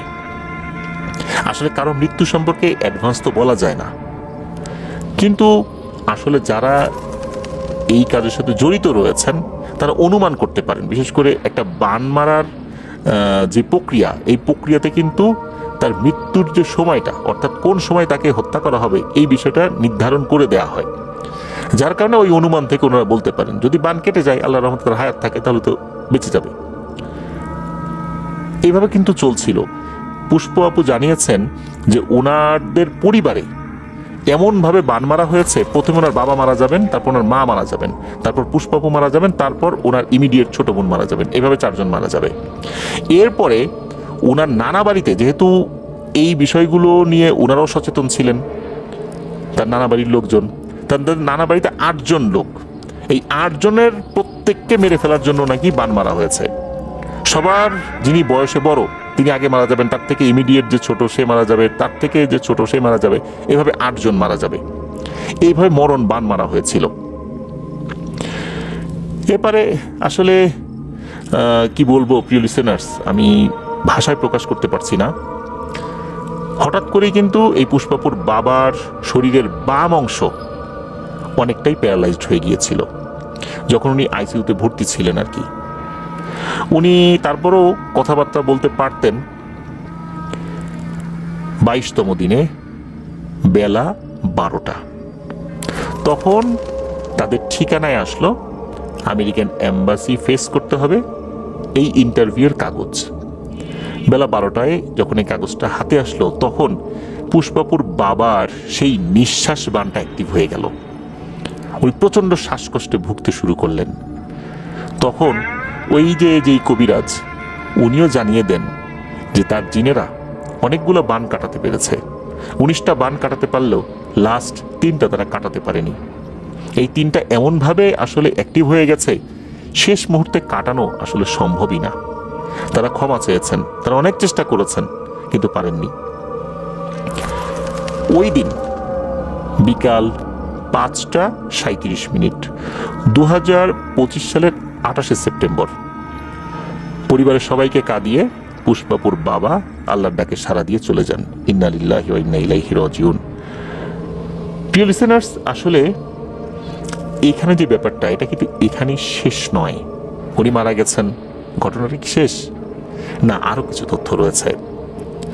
সেটা হচ্ছে পরিবারের উপরে আরো যে সমস্ত জাদু করা হয়েছিল, যখন ওই কবিরাজ দেখলেন যে কোনোভাবেই এই 3জনকেও বাঁচানো সম্ভব হবে না, তখন উনি জীবনের সবচাইতে ভয়ঙ্কর সিদ্ধান্তটা নিয়েছিলেন। সেটা হচ্ছে ওনার শরীরের উপরে টোটাল বানটাকে নিয়ে আসছিলেন এই কবিরাজের উপরে। এটা নাকি উনি দেখিয়েছিলেন। পুষ্পাপুর বাবার শরীরে বিভিন্ন জায়গায় কিন্তু ফোড়া হয়েছিল, প্রচন্ড যন্ত্রণা হতো। উনি যখন নিজের শরীরের উপরে এই বানটা নিয়ে আসেন, তখন উনি নাকি পিঠ দেখিয়েছিলেন ওনাদেরকে। এই যে পুষ্পাপু দেখেছিলেন, তার পিঠেও কিন্তু ঠিক ওনার বাবার মতো ওই রকম ফোড়া হয়ে গেছে। তখন পুষ্পাপু জানিয়েছিলেন যে দাদু, আপনার সমস্যা হবে না? তখন উনি বলেছিলেন, না ইনশাল্লাহ আমার সমস্যা হবে না, কেননা বানটা আসলে তোমাদের উপর করা হয়েছিল, এটা আমি আমার উপর নিয়ে নিয়েছি, এটা আমার শরীরের উপর দিয়ে যতটুকু যাবে এটা ইনশাল্লাহ আমি কাটিয়ে নিতে পারবো, তোমাদের আর কোনো সমস্যা হবে না ইনশাল্লাহ। তো এইভাবে কিন্তু উনি নিজের শরীরের উপরে নাকি সেটা নিয়ে নিয়েছিলেন। পুষ্পাপু জানিয়েছেন যে উনি অনেক কষ্ট করেন লেখাপড়ার জন্য, এরপরে ওনার রেজাল্ট কিন্তু অনেকটাই এভারেজ, খুব বেশি ভালো করতে পারেন না উনি। এরকম কিন্তু সমস্যা এখনো ওনার সাথে চলমান রয়েছে। আরো একটা বিষয়, সেটা হচ্ছে ওনার বাবার নাকি বাম হাতে একটি আঙ্গুল বেশি ছিল। ওনার বাবার যখন মৃত্যু হয়, তখন ওনার দাদি চেয়েছিলেন তার বাছাই করা একটা কবরস্থানে, অর্থাৎ তার বাসার কাছে একটা কবরস্থান রয়েছে, এই কবরস্থানে তাকে দাফন করতে। কেননা তার দাদি এবং তার ফুপু তারা কিন্তু এই কালো জাদুর সাথে জড়িত ছিলেন। শোনা যায় যে যাদের হাতে একটা আঙ্গুল বেশি থাকে, তাদের মৃত্যুর পর অথবা জীবিত অবস্থাতেও যদি ওই আঙ্গুলটা কেটে নেওয়া হয়, এই আঙ্গুল দিয়ে নাকি ভয়ঙ্কর কিছু কাজ করা যায়। এই জন্যই হয়তো বা তাদের পছন্দের কবরস্থানে কবরস্থ করতে চেয়েছিলেন। কিন্তু এই বিষয়ে পুষ্প আপু এবং তার মা ছিলেন অনড়। ওনারা ওনাদের পছন্দকৃত একটি কবরস্থানে কবরস্থ করেছিলেন তাকে, অর্থাৎ পুষ্পপুর বাবাকে, যাতে করে ওনারা পাহারা দিতে পারেন, কেউ এখানে আসতে না পারে। ওনারা কিন্তু সেটা করেছিলেন। প্রিয় লিসেনার্স, এখানে আরো বেশ কিছু ব্যাপার ছিল, এমন কিছু স্পর্শকাতর ব্যাপার ছিল যেটা আমি বলছি না। তবে দুঃখজনক একটি কথা আমি বলতে চাই, সেটি হচ্ছে পুষ্পাপুর বাবা উনি মৃত্যুর আগেও আনন্দ হরর ওয়ার্ল্ড শুনতেন। ওনার নাকি একান্ত ইচ্ছা ছিল যে ওনার সাথে ঘটে যাওয়া এই ঘটনাগুলো আমাদের চ্যানেলে যদি প্রচারিত হতো। উনি খুব ইচ্ছা পোষণ করেছিলেন। উনি ব্যক্তিগতভাবে আমাদের চ্যানেল, আমাদের ঘটনা এবং আমাকেও নাকি খুব পছন্দ করতেন, এমনটাই জানিয়েছেন। আমি যখন সৌমিত্রের মাধ্যমে পুষ্পাপুর সাথে কথা বললাম, তখন আমি নিজেও আফসোস করেছিলাম যে উনি ওনার জীবদ্দশায় যদি দেখে যেতে পারতেন বা শুনে যেতে পারতেন যে তার এই ঘটনাটা আমরা প্রচার করেছি, তাহলে আমাদের কাছেও অনেক ভালো লাগতো। আমরা হয়তো বা তার সুস্থতার জন্য দোয়া করতে পারতাম, শুধু আর কিছু করতে পারতাম না। তবুও এতটুকু তো করতে পারতাম। মৃত্যুর পরে হলেও ওনার ইচ্ছাটা পূর্ণ হয়েছে। আমরা ওনার সাথে ঘটে যাওয়া এই মর্মান্তিক ঘটনাটা আপনাদের সাথে শেয়ার করতে পেরেছি। প্রিয় লিসেনার্স, আমরা এই ঘটনার শুরুতে বলেছিলাম, এই ঘটনাটি অনেক ধরনের মূল্যবোধের অবক্ষয়। চিন্তা করুন একবার, কি ভয়ঙ্কর ব্যাপার। নিজের আপন মা তার ছেলের উপর জাদু করছে, ছেলের সংসার ভেঙে দেওয়ার জন্য জাদু করছে। ওদিকে পুষ্পাপুর ফুপু, তিনি কোনোভাবেই এনাদের ভালো দেখতে পারেন না। তারা আমেরিকাতে যাবে, তারা বড় হবে, আর্থিক অবস্থার উন্নতি হবে, এটা ওনারা পছন্দ করছেন না। একের পর এক কালো জাদু করেই যাচ্ছেন। এভাবে একটা মানুষকে শেষ করে দিলেন। আমরা এখনো ফেসবুকে বিভিন্ন সময় দেখি যে কালো জাদুর কারণে কোরআনে হাফেজকে পর্যন্ত শেষ করে দেওয়া হয়েছে। এই তো সেদিনই দেখলাম উত্তরার একটি মাদ্রাসার কোরআনে হাফেজকে কালো জাদু করে মেরে ফেলা হয়েছে। চিন্তা করুন একবার আমাদের কি ধরনের অবক্ষয় হয়েছে। আমি আবারও বলছি, এই ঘটনার মধ্যে এমন কিছু স্পর্শকাতর ব্যাপার ছিল সেটা আমি আসলে বলতে পারিনি। এটা বলাটা শোভনীয় হতো না। আপনারা অনেকটাই বুঝে নেবেন যে আরো কত ধরনের বিষয়গুলো এখানে থাকতে পারে। আল্লাহ আমাদেরকে হেফাজত করুন। আমরা দোয়া করব পুষ্পাপুর মায়ের জন্য, পুষ্পাপু এবং তার বোনের জন্য। আল্লাহ তাআলা ওনাদেরকে সুস্থতা দান করুন। আর ওনার বাবাকে মূলত হত্যা করা হয়েছে, এটা স্বাভাবিক কোনো মৃত্যু না, এটা হত্যাকাণ্ড। পুষ্পাপু জানিয়েছেন ওনার বাবার যখন শ্বাস প্রশ্বাসের সমস্যা শুরু হয়ে গেল, উনি ভয়ঙ্কর দৃষ্টি নিয়ে বড় বড় চোখ করে উপরের দিকে তাকিয়েছিলেন, মনে হচ্ছে যে ভয়ঙ্কর কোনো কিছু ওনাকে মারতে আসছে। উনি হাত জোর করে ক্ষমা চাওয়ার চেষ্টা করছে, আমাকে মারবেন না, আমাকে মারবেন না। কিন্তু ওই সময় উনি কথাও বলতে পারছিলেন না। এইভাবেই 28শে সেপ্টেম্বর 2025 সালে বিকাল 5টা 37 মিনিটে ওনার মৃত্যু ঘটে। এটা মূলত একটা হত্যাকাণ্ড। আল্লাহ তাদেরকে শাস্তি দিন যারা এই ধরনের কর্মকাণ্ড ঘটিয়েছেন। তাদের দ্বারা আর কেউ যেন ক্ষতিগ্রস্ত না হন। আল্লাহ তাআলা হয় তাদেরকে হেদায়েত দান করুন, না হলে এটাই যেন তাদের শেষ কর্মকাণ্ড হয়। আল্লাহ তাআলা সেভাবেই ব্যবস্থা করে দিন। আল্লাহ তাআলা আমাদেরকে নিরাপত্তার চাদরে ঢেকে রাখুন।